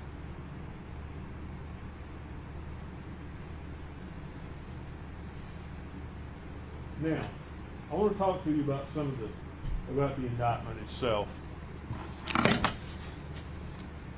We entered a not guilty plea to each and every count, and we persist in that. But that probably seems disingenuous to some of you all about certain things, and I want to explain why. Counts 7 through 17 charge false report. And to find the false report, they have alleged that she has acted with the intent to obstruct or hinder an officer from preventing the offense or incident from occurring. Well, the case of the death of her daughter, the death had already occurred when she gave those statements. So it's not to hinder an officer in preventing the offense now, or from continuing to occur. That's the first thing. So you have to determine, is she criminally responsible? Did she lie to the police? She absolutely lied to the police. I'm not contesting that. Some of the stuff she said, again, are an 18-year-old girl scared to death, talking to a TBI agent, talking to a police officer, and trying to explain this. She doesn't want to get in trouble. It doesn't mean she murdered her child. It doesn't mean she killed her child. What it means is that's her perception that she's going to get in trouble for this. And despite all the assertions to the contrary by the state,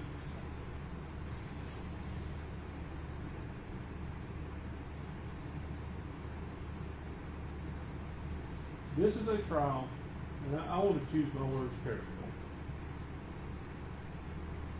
Ms. Massengill talks about Evelyn, how to get this right for Evelyn, get justice for Evelyn. Now I want you to hear me out before you judge my statement. There's nothing you all are going to do that's going to change anything for Evelyn. Not a thing. The child is gone. Your job here today, and in the coming days and weeks, is to decide whether Megan's actions are criminal or whether they're not criminal. I'm not asking you to find her innocent of anything, because that's not your function. Your job is to determine whether the state can prove beyond a reasonable doubt and to a moral certainty that she committed each and every element of the offenses charged. And you're not gonna be able to do that. Their theories are absolutely inconsistent. Premeditated murder, oh, well, if we can't prove that, maybe we'll get her by neglect. And I would suggest to you that the investigation into this case, once it focused on Megan Boswell, it focused on Megan Boswell.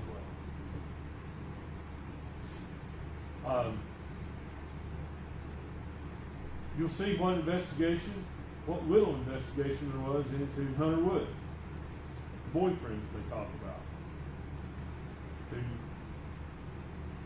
it's like he's out of the picture. It's just Megan that did this. But we expect the proof will show you that he was involved with it, that he placed that baby there, that he had access to that property, that he'd been a lifelong friend of Megan's brother, Tommy Boswell Jr., who goes by Mikey. He knew where that stuff was. Now, there are other things about the body and how it was found that will come out in the proof, and I'll bring those to your attention later. But they will show you that baby wasn't placed in that trash bin dead. They will indicate to you that baby was probably moved. Also, I want to touch again on this massive Gill's talk about Tommy Boswell. Tommy Boswell just had an epiphany. Well, he had an epiphany after they searched his property over and over, after they had run a cadaver dog by that building where the baby was and didn't hit on it. Then one day he'll just pick up the phone and say, hey, I just got to thinking, Megan had this playhouse down here. Maybe you should come and search it. The cadaver dog didn't hit. Seems strange that the TBI searches your property and you would say, search all the buildings. Look at the playhouse. Why? Why do you have an epiphany days later? I bet I know where the child is. You'll hear from him. You'll hear him explain it. You can make your determination if you believe it. But ultimately, you're tasked with determining whether Megan killed that child.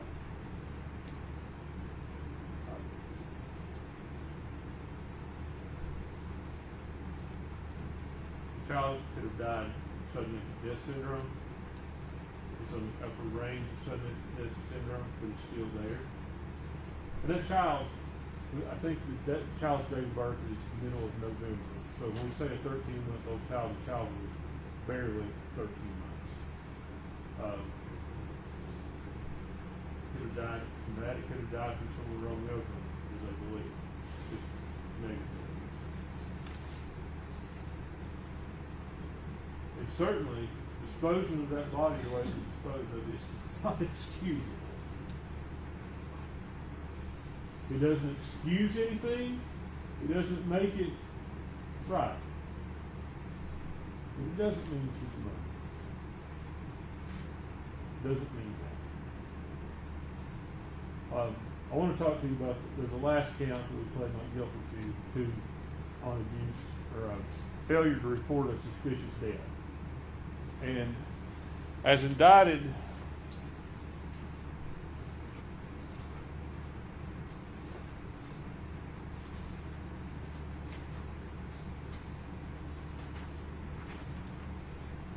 the state chose to indict that where the death was from violence, trauma, or any suspicious or unusual or unnatural manner. Now, I can't deny she didn't report it. She didn't report it. There's no denying that. But what I would tell you is what that indictment leaves out is a key part of that statute. And had it included that, I would have pled guilty, had her plead guilty to that. And that talks about where the unexpected death of a child is good health or sudden if death syndrome. Had that have been included, she would have stood up and said, I'm guilty of that. I did that. It's not included because the indictment wants to make it that she committed a violent offense against the child. Lying to the police, improper disposal of the body, or whatever part she played in that. doesn't mean she murdered the child. It means she was an 18-year-old girl that panicked. That's what you have to think about when you hear this proof. That's all I've got to say to you. I thank you for your time and attention. I know I'll probably cross-examine you a lot of you fairly hard the other day. And I mean no disrespect by that. I just want you to know in the jury selection process, I did that because we have to have jurors that, make sure that you can be a good juror. That's the only reason. I mean, absolutely no disrespect. If I was hard on you, I apologize for that, but I don't apologize for standing up for me. Thank you, Mr. Scott. General, 21st witness. Stay with call agent Brian Fraley.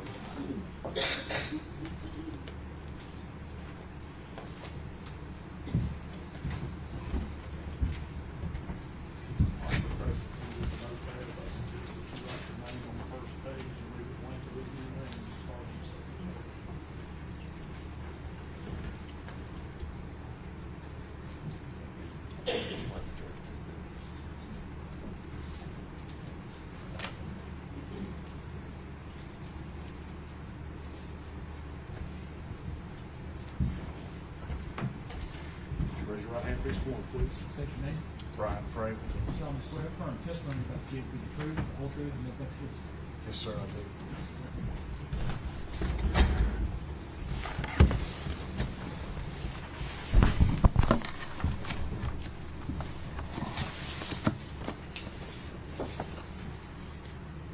Good morning. Good morning, sir. If you would, introduce yourself to the jury, please. Good morning. My name is Brian Fraley, and I'm a special agent with Tennessee Bureau of Investigation. All right. Agent Fraley, how long have you been with the Tennessee Bureau of Investigation? 19 years. All right. What is your current position or assignment there? Senior special agent out of the Johnson City office, assigned to the Criminal Investigation Division.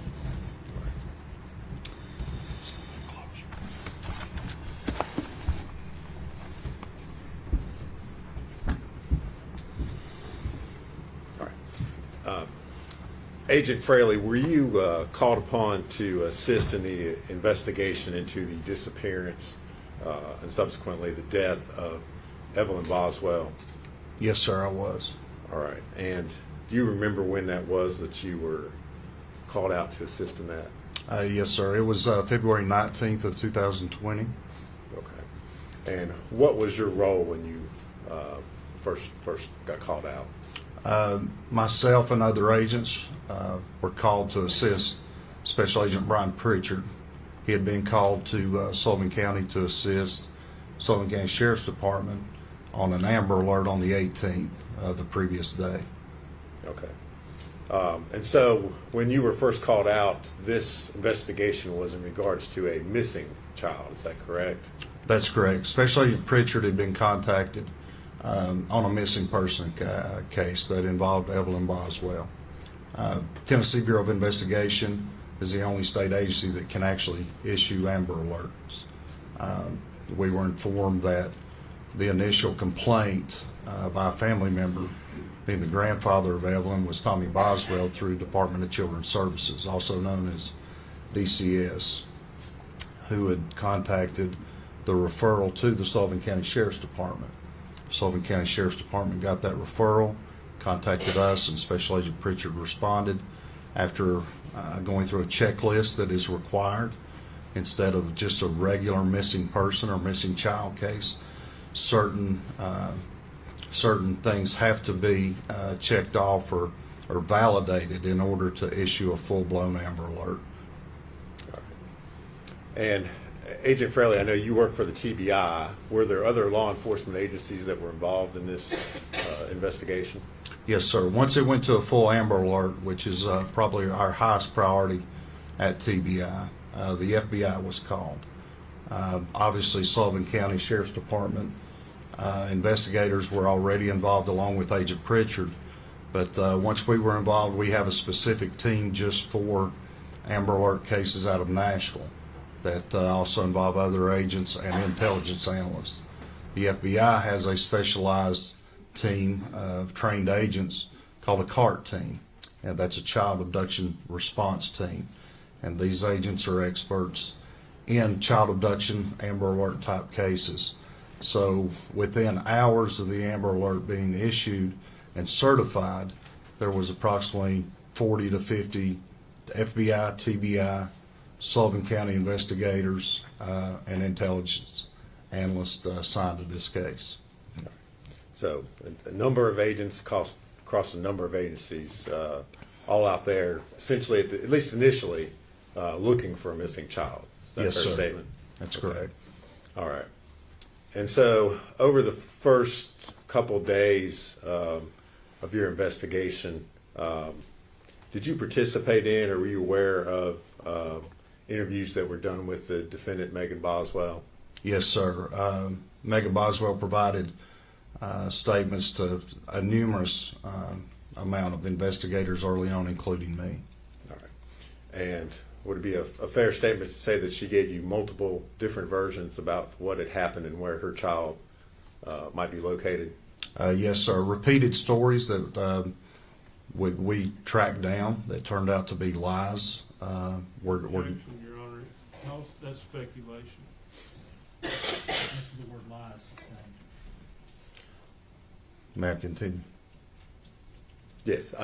Just different statements that that she had provided that turned out to be leads that we tracked down over the course of several days and several weeks. All right. And I guess let me ask you this way, Agent Fraley. Okay, I'm sorry. Were you all ever able to locate Evelyn Boswell? Yes, sir, we were. All right. And was that as a result of information? Well, I guess go ahead and tell me how it was that you were able to. So on March 6th, which this is fast forwarding 17 days since I was brought in with other investigators, 18 days since the initial report on February 18th. We'd been working around the clock, and like I said, there was 40 to 50 of us working, and a phone call was received by Tommy Boswell. Tommy Boswell had called in. And March 6th, 2020 was a Friday, and we had worked, like I said, 18 days, and we had come to a point in the investigation where we had decided we need a break. We had exhausted a lot of resources, time, and we were at a place where we didn't feel we should go on at that time. We should take a break, and it was a good pause point, if you will. So on the afternoon of March 6th, again as a Friday, the plan was the investigators to go home, reset physically and mentally. We were exhausted, and try to just get a sense of normalcy, if you will, over the weekend and come back Monday. If anything would have come up, we would have responded. But in late afternoon on the March 6th, on the Friday, Tommy Boswell called in. So we agreed, the four of us, myself, Special Agent Gratz, who's also another TBI agent, investigator Tracy Raz, who is a Sullivan County detective at the time, and investigator Michelle Gillum, who was an investigator at the time. We'd been working together for those weeks. We decided, let me back up. Mr. Boswell reported that he wasn't sure if there was a storage. Objection is what Mr. Boswell says. Well, Judge, I'll not offer further.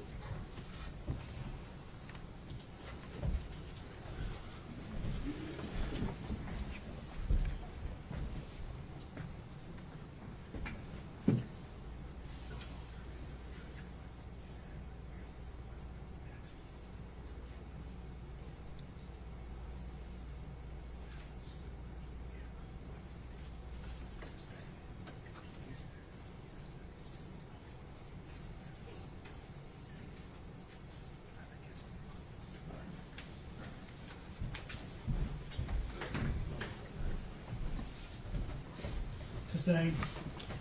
Agent Fraley, as a result of the call that you got, and let's step back a little bit, Tommy Boswell is the defendant's father, is that correct? Yes, Megan's father and Evelyn's grandfather. All right. As a result of a phone call that you received from Mr. Boswell, what did you all do next? We went to Mr. Boswell property located on Muddy Creek to conduct a search there. All right. Is that property located in Sullivan County? Yes, sir. All right. I think it's 539 All right. Muddy Creek Road. All right. Agent Fraley, in the course of your investigation while you were out there, did you create a sketch or diagram of the Boswell property? Yes, sir, I did. All right.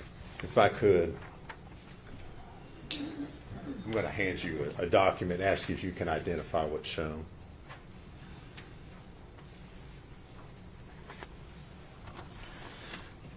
Excuse me. This is a hand-drawn document. It's a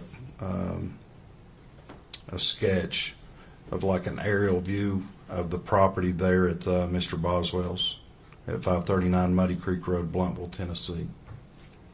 All right. And does that diagram accurately show the layout or the placements of various sheds, outbuildings, trailers, roadways there on the property?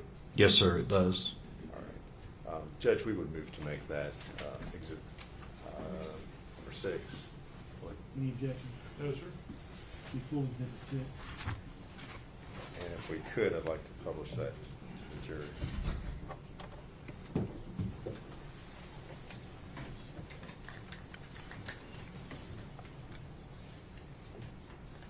Are you gonna use the yellow thing? Well,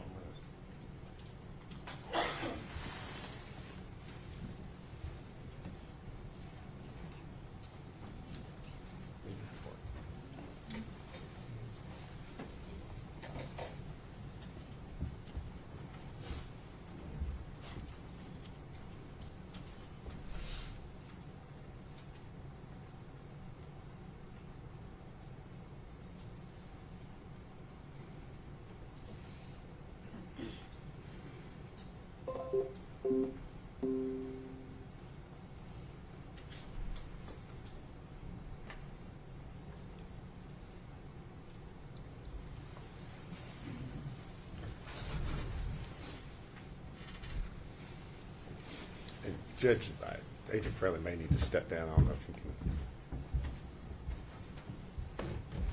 I may need him to step down for the witness. I don't know if he can. If I could hand him a laser pointer. Okay. He needs to, that's fine, as long as we can pick him up on. I can see that. Can you from- see it okay yes, from there? sir. I didn't know if you would be able to. All right. Are you okay from? Yes, sir. I can see that. Shooting. And I have it in front of me as well Okay. on my screen. All right. If you would kind of point out, I guess, the major landmarks that are shown there in the diagram. Yes, sir. So this top house here is Tommy Boswell's, as it was described to us. This resident here was a mobile home that was described as his mother's. This is the shed that we had information on right there. That's like a yard barn or an outbuilding. And then here is notated as what we described and what was described as a playhouse. I don't know what happened. Hold on a second. It's like it lost your speed.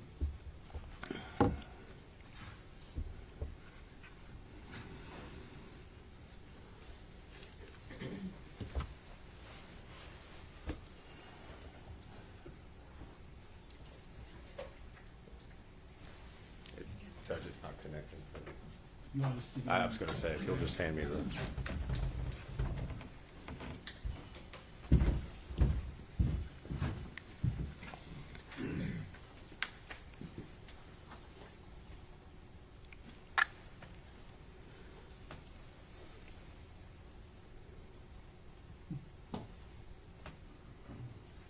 You gotta drag it up. It has to stay up. Maybe the laptop just came back.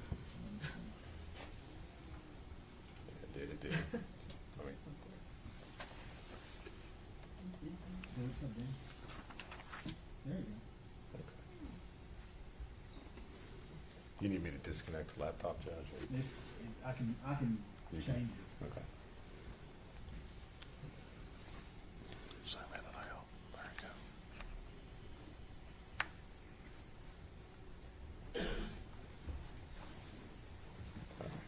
Continue. Yes, continue, please. All right. So yes, right here, behind that shed or yard barn, if you will, was a playhouse, and it's noted Playhouse ROE. ROE is an acronym for us for Recovery of Evidence, which was the body of Evelyn Boswell. Up in the right-hand corner is my notes are like a key to this, which indicates the date, our case number, the location, and my signature with the date, notating that I was the one that drew this sketch. Agent Fraley, you've got the driveway shown through the middle part of that diagram there. Was there any sort of gate or anything that, as far as being able to enter or exit the property? I recall, I think there was a gate at the bottom from Muddy Creek Road to the driveway. All right. Okay.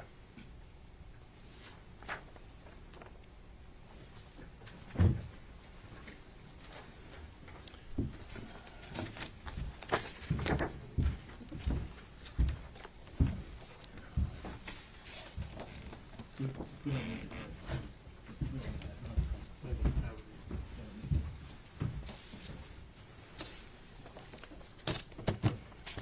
Now, Agent Fraley, you identified an outbuilding that was there on the property.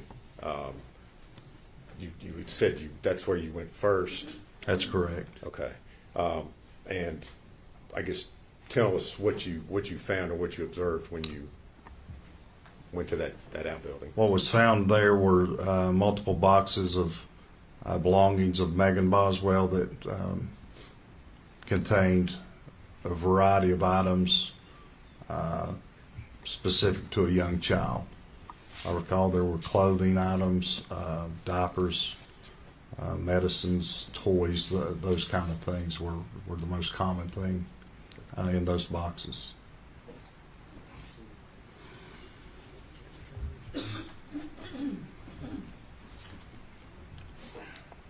Agent Fraley, I'm going to show you three photographs and ask you if you can identify what's shown in those.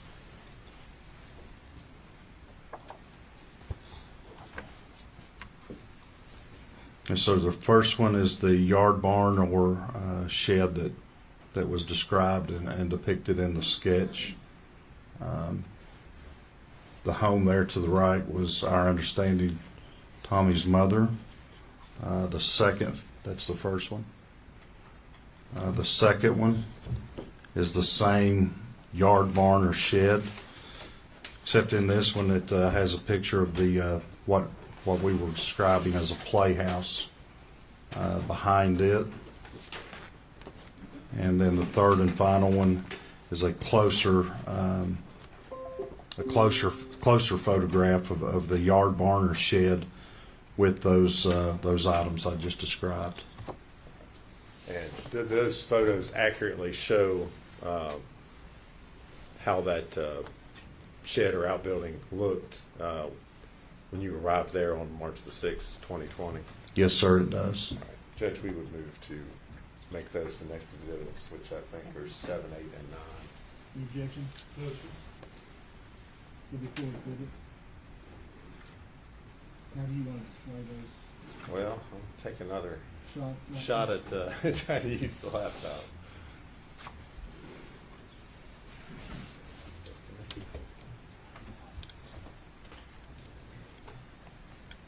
General, which order did you want these pictures marked? Whatever. I want them the way he described them.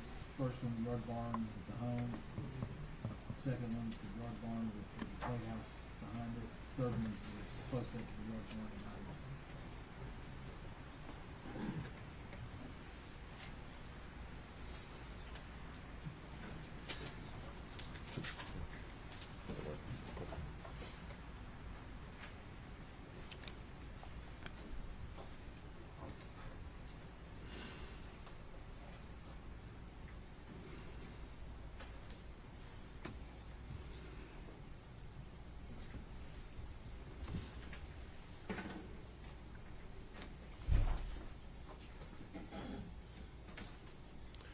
May I see those? Make sure you've got the.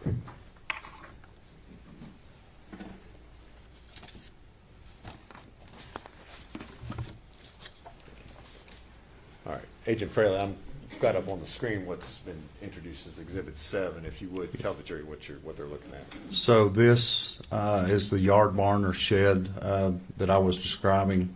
This was the home that was described to us as Tommy Boswell's mother, and then the items there that you can see with the open door inside of the shed or yard barn.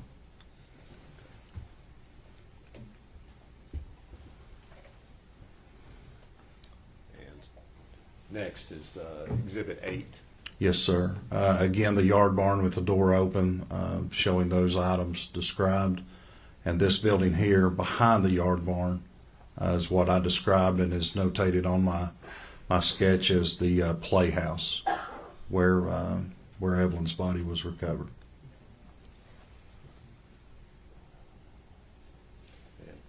Next, Exhibit 9. Yeah, again, that's just a closer photograph of the yard barn or shed with those items I described placed inside there.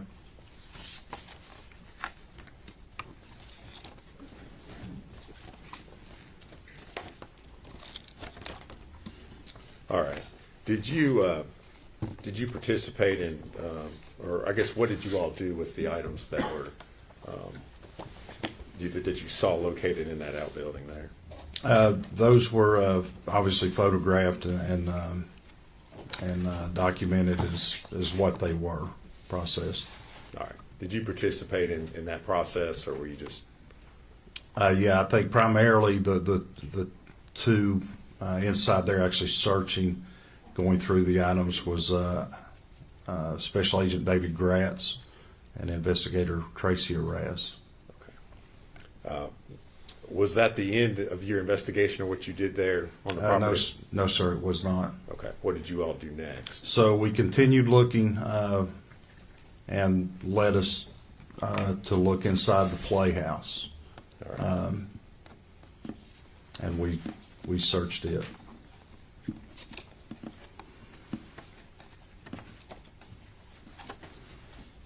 And what did you find, if anything, upon looking in the playhouse? There were, once the door was opened, right inside the door, as the opening of the door, was a trash can, like a tall kitchen model, common trash can, and 2 bags of trash beside of it.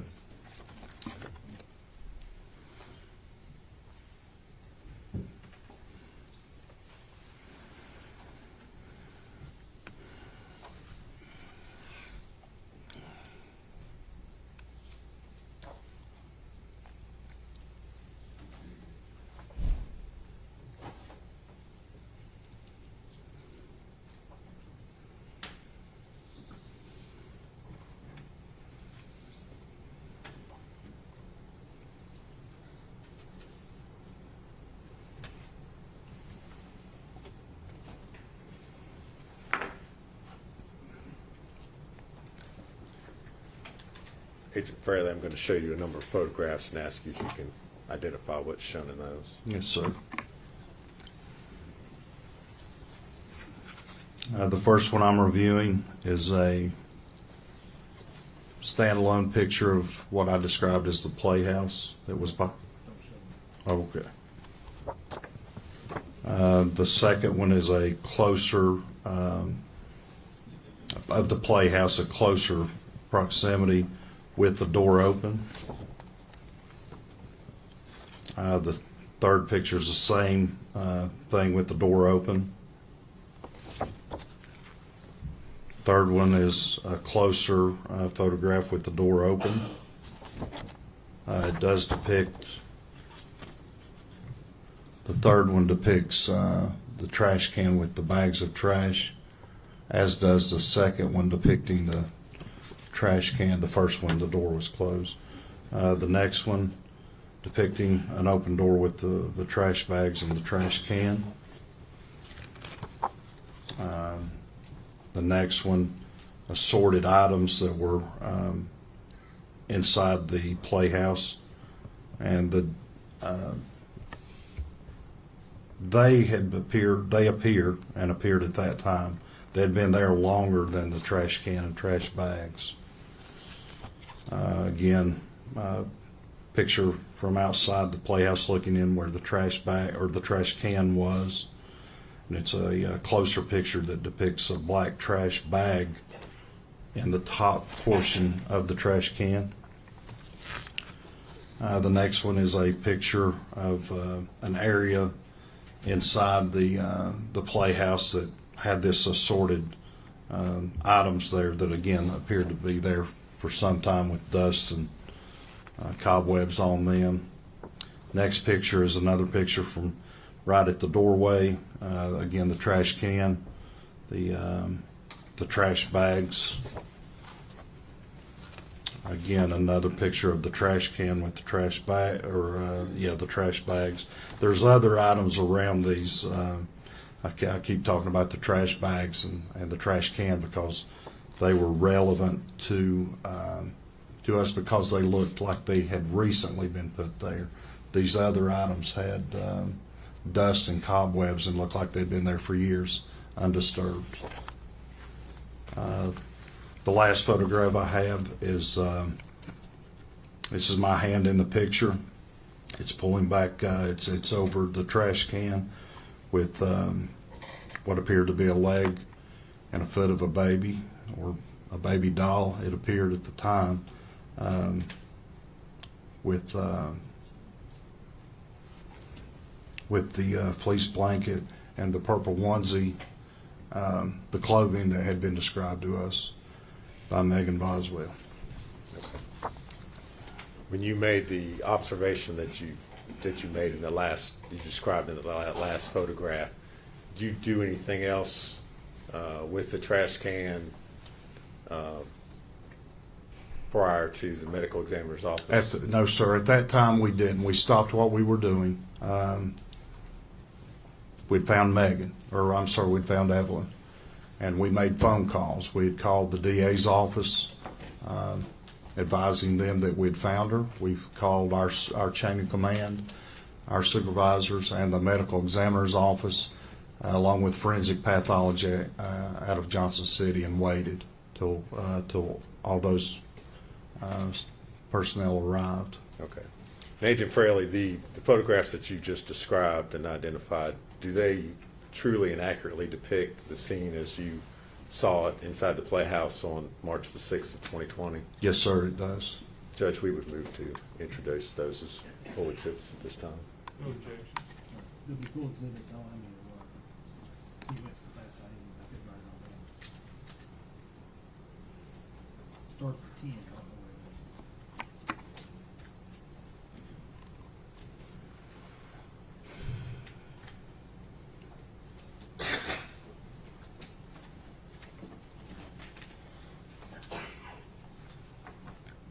Ten through 19, Judge.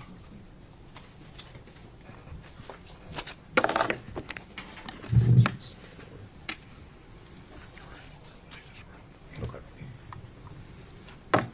Judge, if I could, I'd like to publish those to the jury.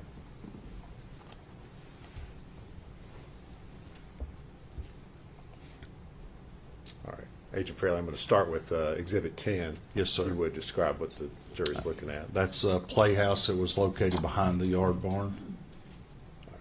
And if we're looking at it that way, the outbuilding would be where? The outbuilding yard barn shed, as described, would be to the left out of the picture back this way from the yard barn or from the playhouse. All right. And the door, as we're looking at it, that door was closed when you arrived. Yes, sir. That's how we found it. Next, I'm going to show you Exhibit 11. Same playhouse with the door open. Okay. And if you look inside the door right here, this white trash can is the trash can that I was describing as I was reviewing the photographs. All right. As you opened the door, was anything disturbed or moved, or did anything shift? No, sir. Nothing fell out onto you. As you can see, there's a front porch there. It was opened. and it is as it's seen. Obviously, the trash can's kind of tilted the way it is there, and the other items throughout the playhouse. So the only difference between the prior photograph we looked at and this one is that the door, you all have opened the door so that you could see inside. Is that correct? That's correct. Okay. Next, I'm going to show you Exhibit 12. Same, obviously, playhouse, just from a different angle. You can see the trash can there on the left, and those two, you can see the main portion of one bag and partial portion, excuse me, of a second trash bag, two white trash bags there. Obviously, other items, the blue tote, the brown piece of furniture, and other items there. Now we're looking at Exhibit 13. Yeah, again, there at the playhouse, just a closer angle or closer photograph Okay. right inside the door. You mentioned earlier that it looked like or appeared to you that some of the items had been there for quite a while, and that some of them did not. Yes, sir. Is there anything in that photograph that indicates that to you or that you can see? Yes, sir. So the trash can and the two bags appeared to me that they had been placed there recently. The other items, like I said, the blue tote, those other things, these right here, that cardboard box, these items back here on the shelf, they just look dated and like they'd been undisturbed for quite some time because, again, they had dust and cobwebs located throughout the playhouse, except for that portion right there, right at the front door. Now I'll show you Exhibit 14. Yes, sir. What are we looking at there? Same thing. That's right inside the playhouse to the right. If you just stuck your head into the playhouse from the doorway, this would be to the right. And again, these items you can see specifically on this bag here. Well, a lot of these things, it's just dust covered, indicating to me that it had been there a while. Agent Fairley, are we actually, if you're looking at the lower right-hand corner of the photograph, is that the door frame right This there? is the right-hand door frame with the clasp for a lock. So yeah, again, like I said, if you were standing outside, just peering inside, that's kind of the angle or the view that's depicted in this photograph.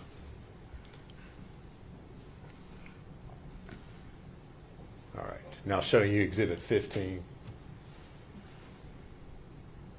Yes, the trash can again, this is taken from outside the doorway. This is me here.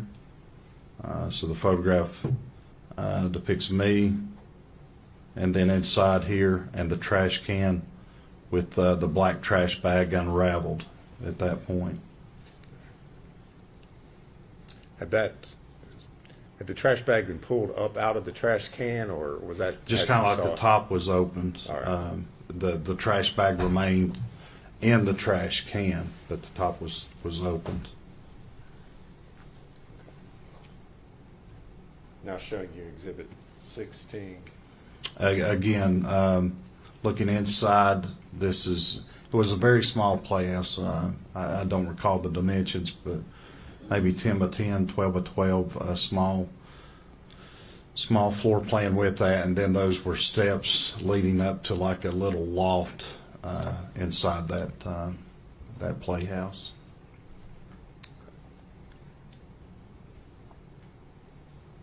Again, This is another- Exhibit 17. Yes, Sorry, sir. Go ahead. Again, just another photograph of the trash can and the two bags. There's a keyboard there, a piece of furniture. Again, the blue tote.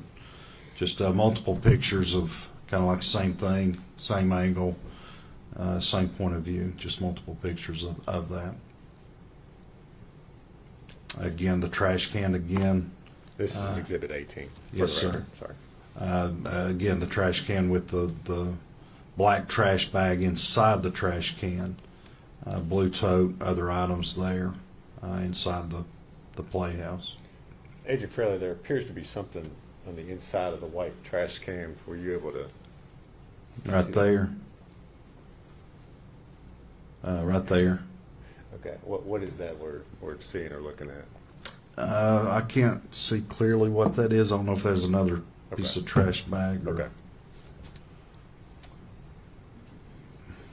And Exhibit 19. Again, after this was that black trash bag portion had been pulled away, this was the next layer down inside the trash can, which contained Evelyn Boswell's body, clothed in a pink fleece onesie with penguins and a gray and white fleece blanket. All right. What the portion of the body that you see there is her leg. Okay. Did you in any way disturb or move or do anything with the contents of the trash can? No, the glove in the top portion of that is my hand. Pulling that back to confirm and take a photograph. That was the only thing we disturbed, Okay. if you will, All right. to take the photograph. And then at that point we stopped and then made the appropriate phone calls to the medical examiner, forensic pathologist, our chain of command, and the DA's office. Okay. All right. Thank you. So what happened after you made those phone calls as far as the investigation was concerned? So after that, like I said, all these people arrive, and our concern is to process the evidence. We did so at the direction of the forensic pathologist. And so what decision was made was on that front porch of that playhouse, which was just right outside the doorway, was to place a body bag there on the front porch. Open, they unzip and they open. So we placed a body bag there, and I brought the trash can out, and we started removing the contents of the trash can onto the body bag that was opened. All right.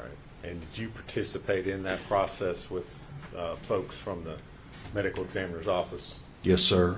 It was Laura Parsons, who works with the forensic pathology, and Dr. Matrina Schmidt, who is the forensic pathologist there. Okay.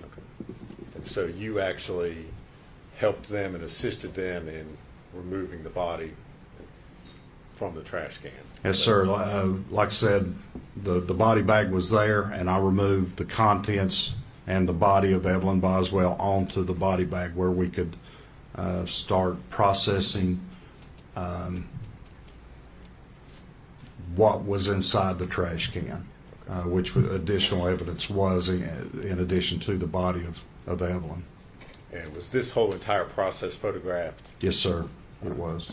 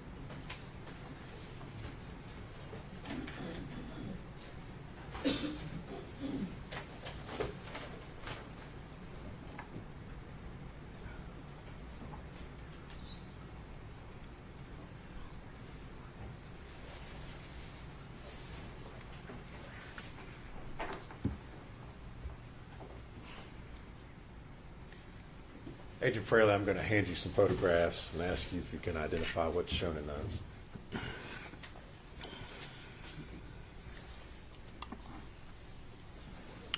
The first one is, as I just described, the body bag that's unzipped and placed on the front porch on top of paper. I think it was butcher paper we rolled out, but the first one is me removing the contents of the trash can, which included Evelyn's body. That's my arm in the top portion of that photograph. The second one continues that bag and the contents, Evelyn's body, being removed onto the body bag. The third one, the bag is out of the trash can at that point, and placed onto the body bag.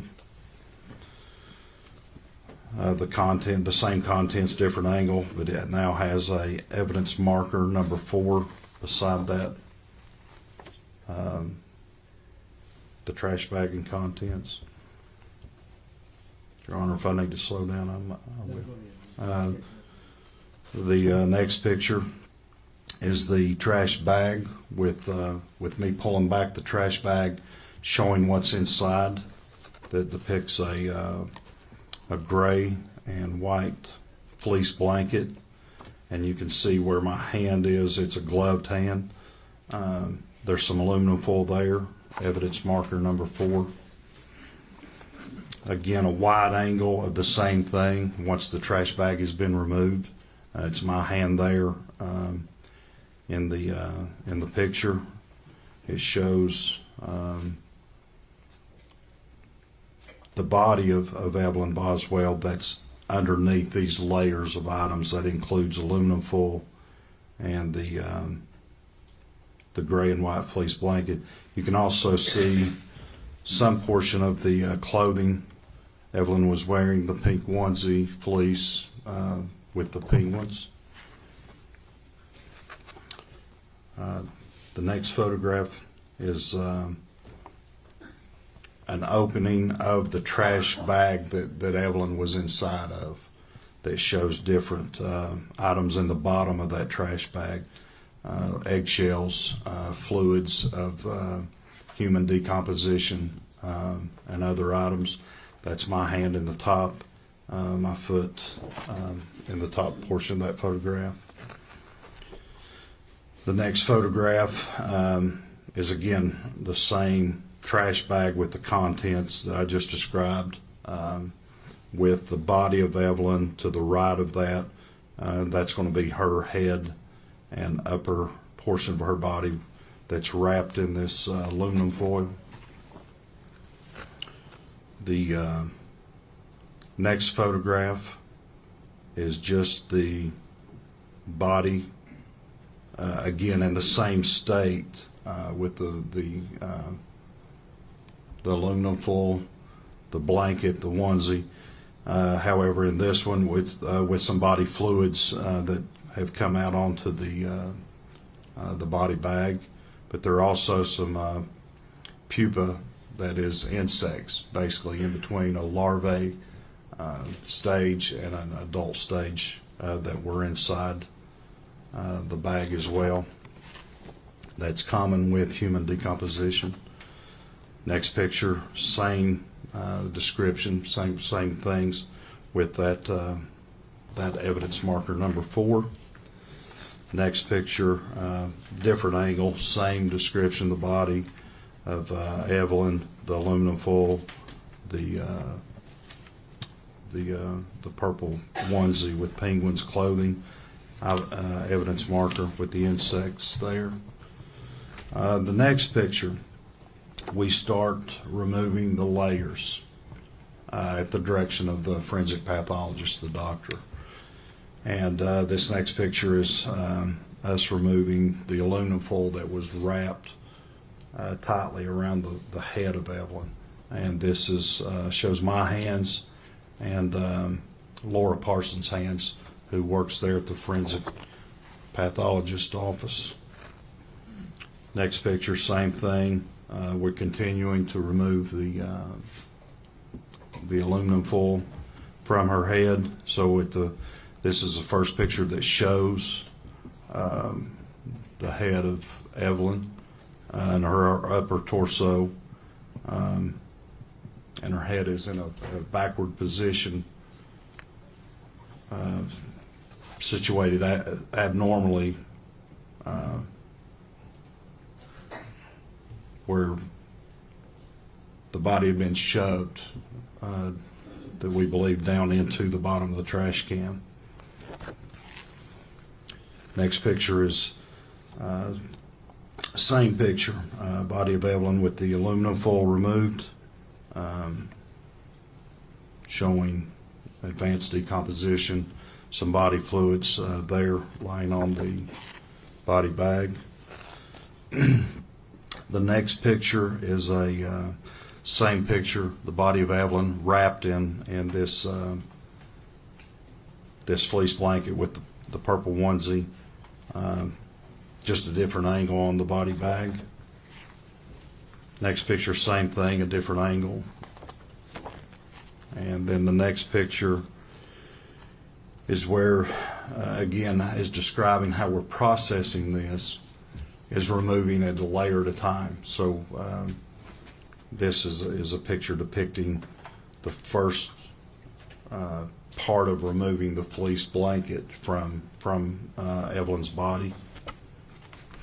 And then the next picture, it's a black and white photograph with the fleece blanket removed and just showing the body of Evelyn. Advanced decomposition, again, the pupa there, which was numerous of the insect activity. And then a color photograph, the last photograph, same picture of Evelyn's body in the pink fleece onesie there on the body bag with human bodily fluids around her head area. Agent Fraley, the photos that you just described, are they a true and accurate depiction of the process that you all went through Yes, sir. that night in removing Evelyn's body from the trash can? Yes, sir, in the different stages of removing layers. Judge, we would move to make those full exhibits this time. No objection. Let me- and then determine the- This first one, 20. First one's 20, I don't know what anything is.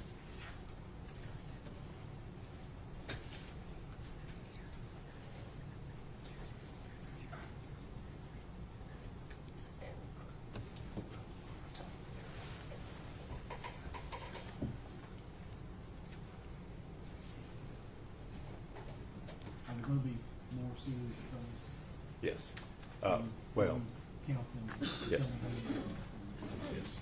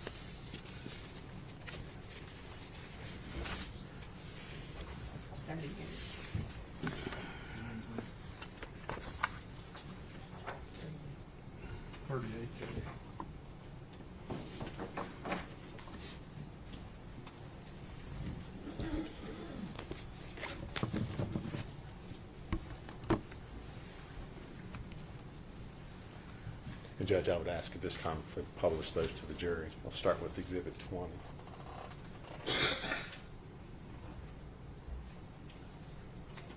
Agent Fraley, if you would describe for the jurors what they're seeing in this photograph. So this is after we removed the trash can from inside the playhouse. Like I said, this is my arm. and it's the first stage of removing the contents of that trash can that included the body of Evelyn.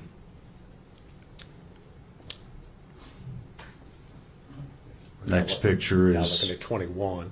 okay. This next picture is again the continuing process where the bag is almost removed from the trash can that contained the same items. That's my hand there, and the top portion of that, Laura Parsons' hand here, who's from the forensic pathologist department. And now Exhibit 22. Again, my hand and arm here with the contents of what was inside the trash can, same contents, the bag with containing Evelyn's body. Exhibit 23. This is the bag removed and placed. This is the body bag explained with the evidence marker with me here in the background. And at this point in time, the bag has been completely removed from the trash can. Yes, sir, it has.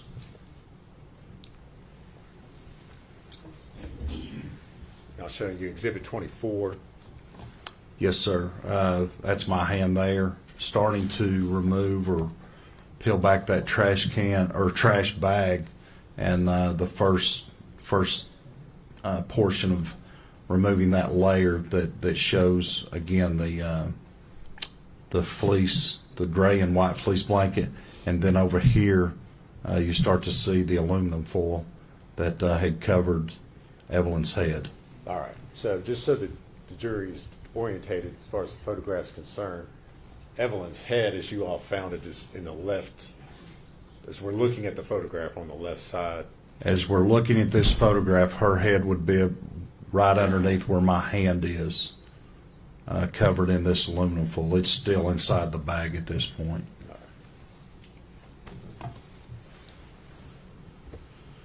Now looking at Exhibit 25. This is just the first photograph of Evelyn's body outside the trash bag. The trash bag has now been fully separated from Evelyn's body. Again, the evidence marker number 4. This is my hand here removing and holding the bag. This would be her head on this side of the photograph with her feet on this side of the photograph. Again, as I've described earlier, the head was wrapped in this aluminum foil. All right. And just so we're clear for the record, when you're describing the head, that's, as we're looking at the photograph, that's on the left side. Yes, sir, on the left. If you can see that pointer, that's where that's at, but facing that that photograph, the head's on the left-hand side, the feet on the right-hand side.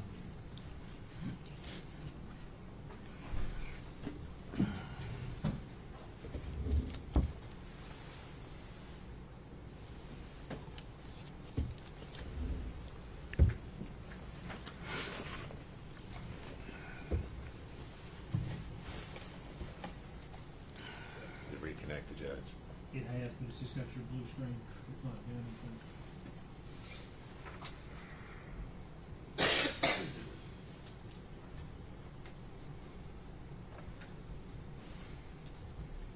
Your laptop may have low battery. I don't know if it's plugged in or not. It's not.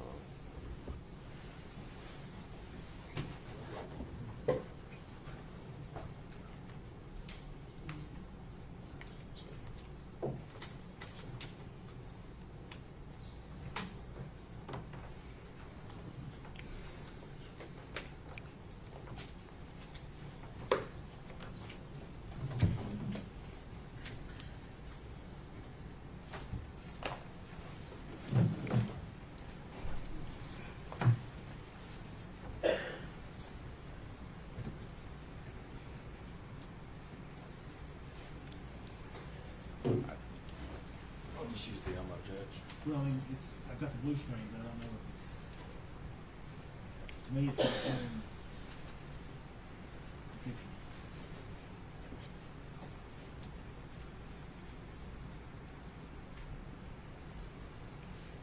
You should see what I'm seeing on the table.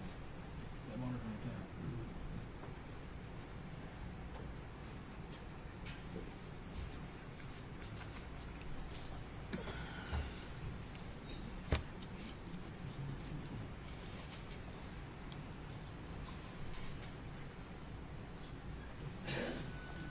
Just gonna,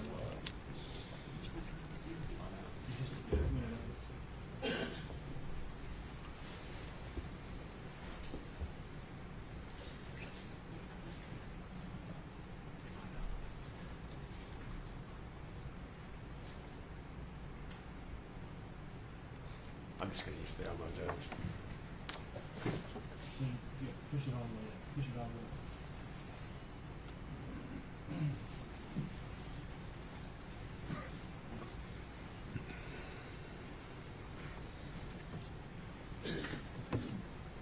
Is this 26? This is 25, Judge. Okay. I believe we got disconnected. Agent Fraley, you were describing looking at the photograph. Evelyn's head is to the left where the foil is that correct? That's correct. Looking as we're seeing it, the left here, this foil is her head, and down near the item marker number 4 is her feet. Once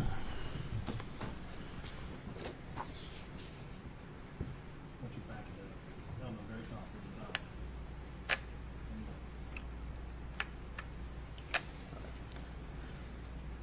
Showing you Exhibit 26. Yes, sir. My hand here. Another set of hands, Laura Parsons here. It's looking down into the trash bag that the Evelyn's body was pushed down into, and like I said, there is just assorted trash, eggshells, human decomposition fluids, and then on the right hand portion in the lower section here is that aluminum foil and the blanket with the body of Evelyn right there. And that's right after you all had removed the body from the trash bag. Yes, sir. Now showing you Exhibit 27. Again, a similar depiction of the last photograph, just it's a wider angle that's kind of showing the aluminum foil that's kind of formed around her head with the rest of her body there down to probably about her upper torso.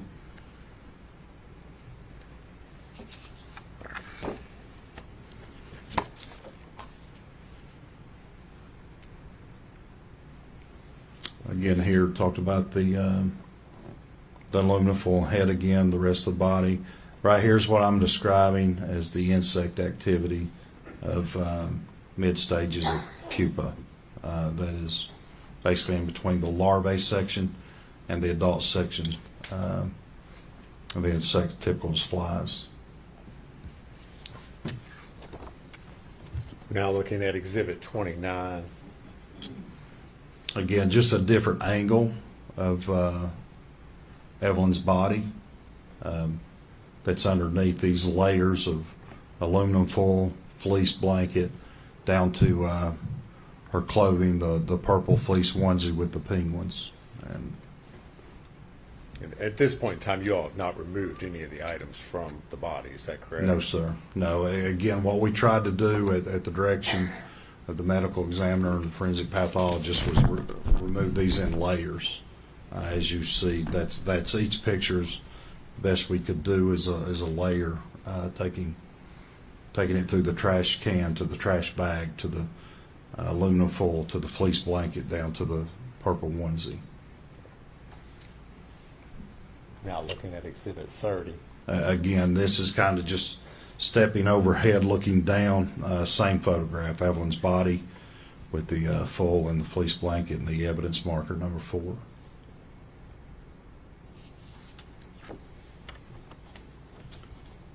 Now Exhibit 31. That's the first. Again, as I've described, taking this by layers. So this is us removing the aluminum foil from Evelyn's head. And if you would, describe for the jury the processing. Was this a difficult process? Was it easy? How was the foil attached? The foil was attached. It was compressed. It never occurred to me that when the body of Evelyn was placed or forced or shoved into this trash can, that this was a piece of foil that was just kind of put on there. This appeared to me to be formed around her head with the contours of a face, the eye sockets, how they're concave. This was formed. It wasn't just happened to be there and the body of Evelyn placed there and it just happened to meet up. It was formed. Okay. So did it take you all a while to remove the foil from the body? Not long, no. Like I said, once we got there, we Laura Parsons and I separated the layers, as you can see depicting in these photographs, and that's as far as we went. Once we got I think the next one will be the fleece blanket. But once we got to the body of Evelyn and her clothing, which was this purple fleece onesie with penguins on it, we stopped. And I'll continue at that point. All right. I'm going to show you Exhibit 32. Right. Again, this is just a next step, continuing removing that foil from Evelyn's head. Okay. And at this point, it looks like you all have essentially removed all the foil. Yeah. Yes, around sir. her head. Yeah. It's off of the head and being pulled away by Laura Parsons.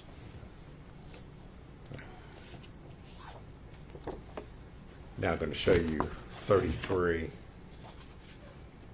Okay, now this is a photograph of where we're at with the processing with the aluminum foil removed from her head. So this is her body with the next layer, which would have been that gray and white fleece blanket. Again, what I described earlier, this here appeared to us to be this fluid here was just bodily fluids of human, consistent with human decomposition. It's somewhat kind of tough to tell because of the way it's faced there, but is the blanket up there, is that around the head as well? So the head is here. This is her right arm. She would be facing to the top portion of this picture, but her head was in a manner that it was backwards. It wasn't normal as I'm sitting here or you're sitting here. It was backwards, and that's hard to depict here. But her body in this photograph is facing to the top of the photograph with her head tilted backwards toward the bottom of the photograph. That's her right hand right there. That dark portion out of that fleece, that purple fleece onesie. And the color is very dark because of the advanced stages of human decomposition. Now showing you Exhibit 34. So again, this is the same stage in that, where this is on the other side of the body, this being the head, this being the hand I just described. The pink, purple onesie with penguins, and the gray and white fleece blanket. All right. And again, from this angle, are we looking at the blanket there pulled up around the head? Yes, sir. It's covering like it had been pulled up and over the head. So that is the head on the right-hand side of this photograph with the feet on the left-hand side of this photograph.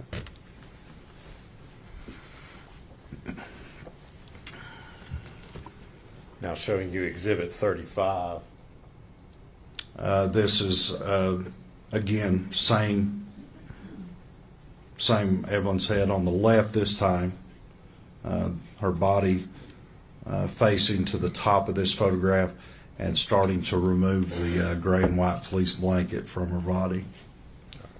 This is her leg down here. That's like the foot in a onesie that has those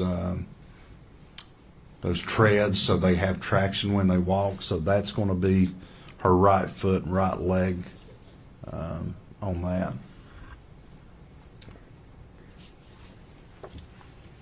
And now showing you Exhibit 36. Again, that's the next picture of the removal from of the fleece blanket, the gray and white fleece blanket with her body there. And you see, again, that's going to be her right arm there and her right hand right there.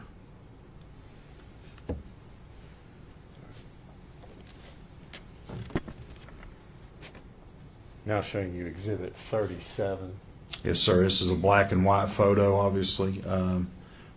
Her facing the top of the photograph. This is her right hand.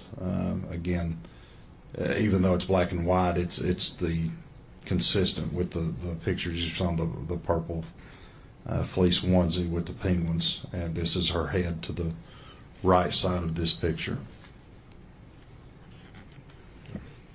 As we're looking at that onesie, had it been disturbed, or does that show the onesie as you all? That's as we finally removed the fleece blanket. That's the next layer as we found it. Okay, so the onesie was open. Yes. And, sorry, hold on one second.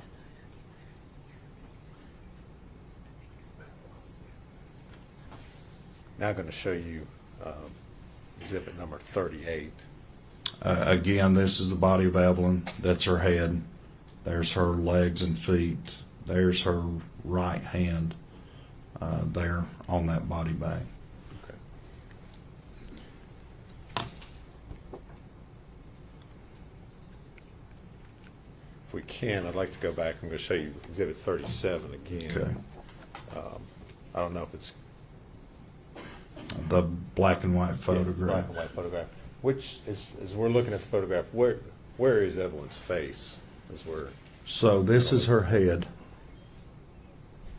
on the right-hand side of this photograph. Her body is facing to the top of the photograph, so her face would be right in here on the back side of, kind of looking at the back of her head. Again, it's advanced decomposition. And did the fact that there was advanced decomposition, did that affect your all's ability to be able to, or how you were able to process the scene there? Yeah, I mean, like I said, in conference and at the direction, the medical examiner, the team from forensic center there. Once we got to this last picture of where we were at, the call was made, hey, we're going to stop here. We'll seal her body in the body bag, transport her to the forensic center for an autopsy at that point. And we continued processing the scene there for collecting the items. And we took those items to the Sullivan County Sheriff's Department, just where we had better lighting, better environment to log and process evidence items that were also discovered.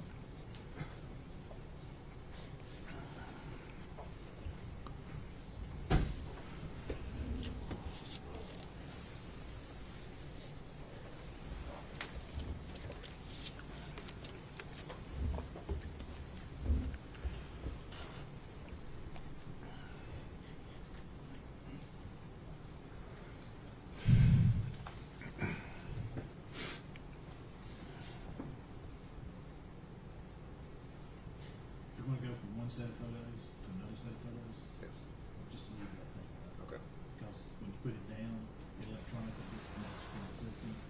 There's like, there's a big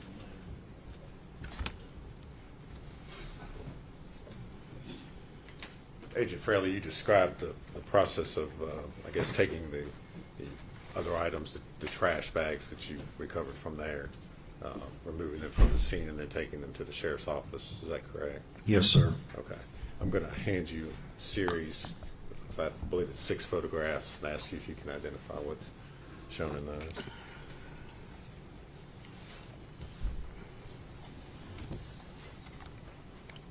This first photograph is a picture looking over the top of the trash can, looking down in it. In the bottom of that, the most notable item is a Martha White chocolate chip wrapper with other items. Was that the trash can the body was found in? Yes, sir, it was. The next one is a photograph of the trash can with Evelyn still in it at this time. This was an earlier photograph taken prior to the removal of Evelyn in the trash can. What's important and noted here is a piece of chewing gum that is attached to the inside wall of the trash can.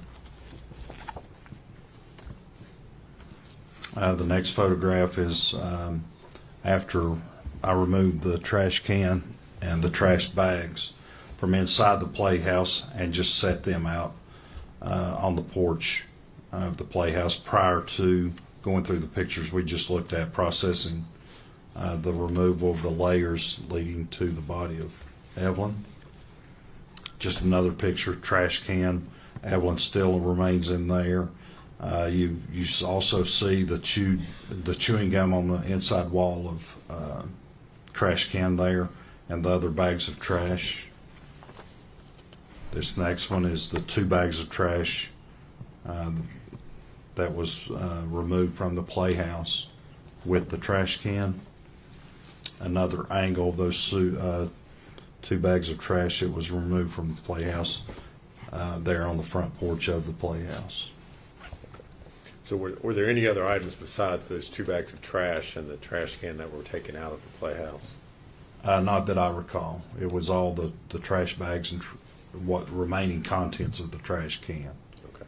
The 6 photos that you've just described and identified, do they true and accurately depict those items as you found them on Yes, March sir. the 6th, 2020? Yes, sir, they do. Judge, we would move to introduce those, I believe it's exhibits 39 through 44. Go, Judge. Full exhibits 39 through 40.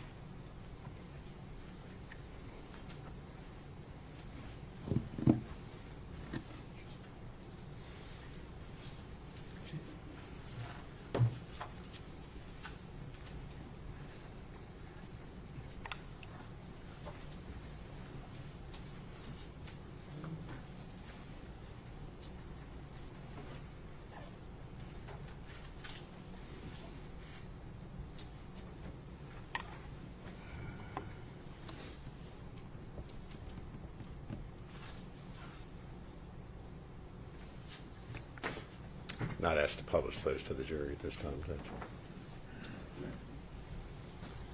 Agent Fraley, we're going to start with exhibit 39.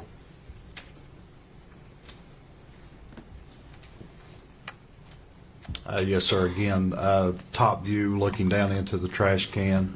And like I said, the most notable thing that's descriptive is a Martha White chocolate chip cookie bag. All right.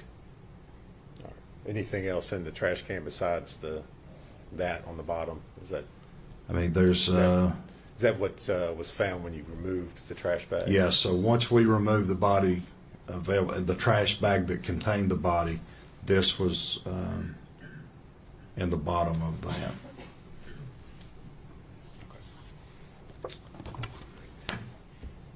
Now showing you exhibit 40. Yes, again, a top view again of the trash can that shows the fleece blanket and chewing gum there on the inside wall of the trash can. And if you would, just kind of point out or No, I'm use the sorry, laser yeah. pointer to show what. Yeah, so this right here, it's a piece of chewing gum that was removed, collected as evidence, and sent to our crime lab. And again, there's that fleece blanket that we've been going through earlier. All right. So that was taken before the body was removed from the. Yes, sir. Now showing you exhibit 41. Again, this was prior to processing. This was just simply removing those items. That includes the trash can and these 2 trash bags from inside the playhouse That's prior to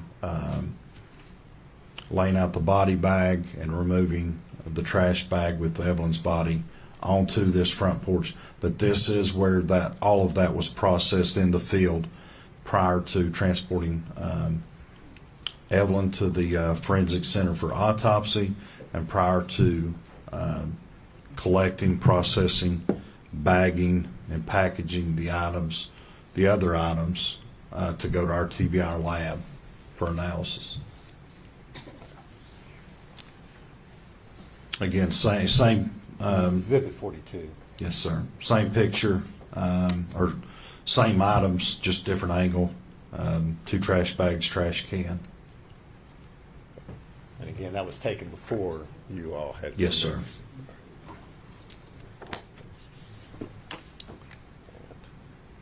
Exhibit 43. Just the 2 trash bags with the trash can out of the view of this particular photograph. And finally, Exhibit 44. Again, just a different angle of those 2 trash bags without the trash can in that photograph.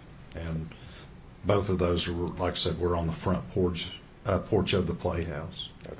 And those 2 trash bags, you all, when I say you all, I mean law enforcement took them and inventoried what was in there. Yes, sir. Later on, is that correct? Yes, and any evidence that was collected that we believe to be probative was sent to our lab for examination.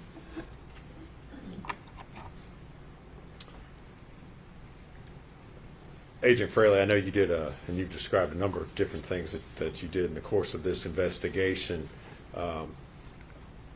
Did you personally interview Ms. Boswell during this whole process? Yes, sir, I did. And in the course of your interviews with her, at some point in time, did she make a statement to you in which she finally admitted that Evelyn, in fact, was not missing, but was, in fact, dead? Yes, sir. On February 25th, at the Sullivan County Sheriff's Department, Sullivan County Sheriff's Detective Jonathan Licklauder and I interviewed Megan. Okay. And at that time, she told you all that, in fact, Megan was deceased. Is that Yes, right? she. Okay. That among other things as well. Okay. Yes, sir. During that interview, did she describe or give any description of the clothing that Evelyn was wearing? She did. Described a purple fleece onesie with penguins on it that she was clothed in. Okay. Did she describe anything else that was with the body or with Evelyn? Yes, she had stated she had wrapped her in a dark fleece blanket. All right. And how did you? I know we've seen pictures, but how did you find Evelyn? What was she wearing, and what was Those she wrapped in? exactly what Megan had described to us for the clothing and the blanket. All right. Thank you, Agent Fraley. If you Yes, would sir. answer any questions, Mr. Scott or Mr. Barnes. The jury's lunch is here, so we're going to break. We'll be back in about 1:15. So, ladies and gentlemen, I'm going to have you go with your foot off. I'll stand, please.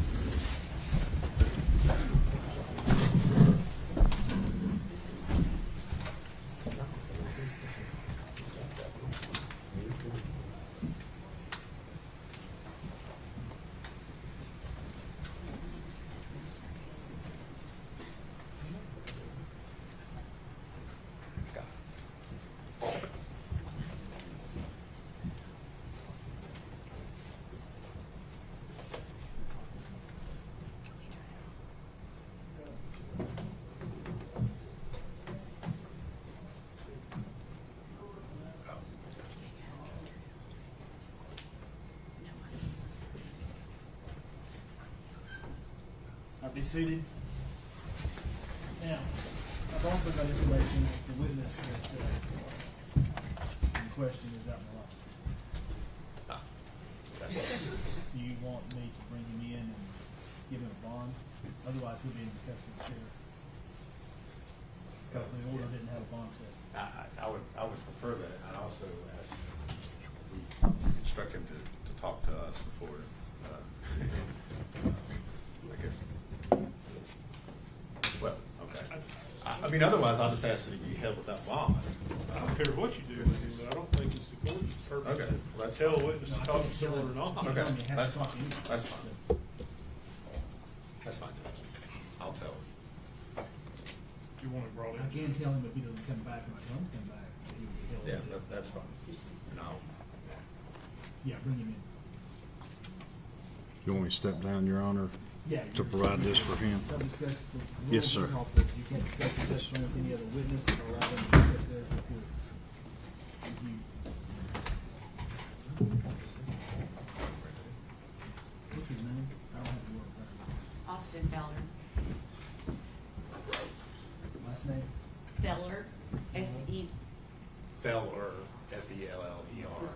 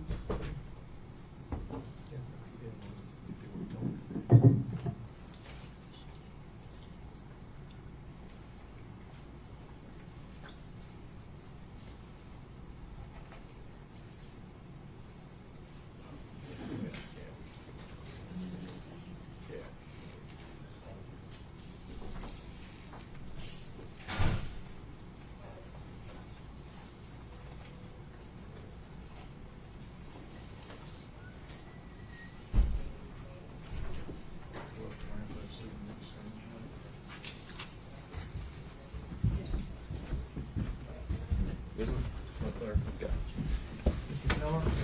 Yes, sir. You were served with a subpoena to come to court Monday, and you didn't come, which is why we're here today with you in custody. I'm gonna set $500 secure bond. You can make that through a bond company. You are a material witness in this case. What happens if you don't come back to court after you make that bond? And you are now instructed by this court that you will appear at this court no later than 9 a.m. every day except Sunday, and that includes Saturday, until you are either called as a witness or released as a witness. Do you understand that? Yes, Your Honor. If you fail to do that, and we have to come find you again, you'll be held in custody of the sheriff with no bond until the case is over. And that could take us about 3 weeks. That way we know where you are. Yes, Your Honor. All right. You need to be here back at 1:15 if you make that bond. Yes, sir. You go ahead.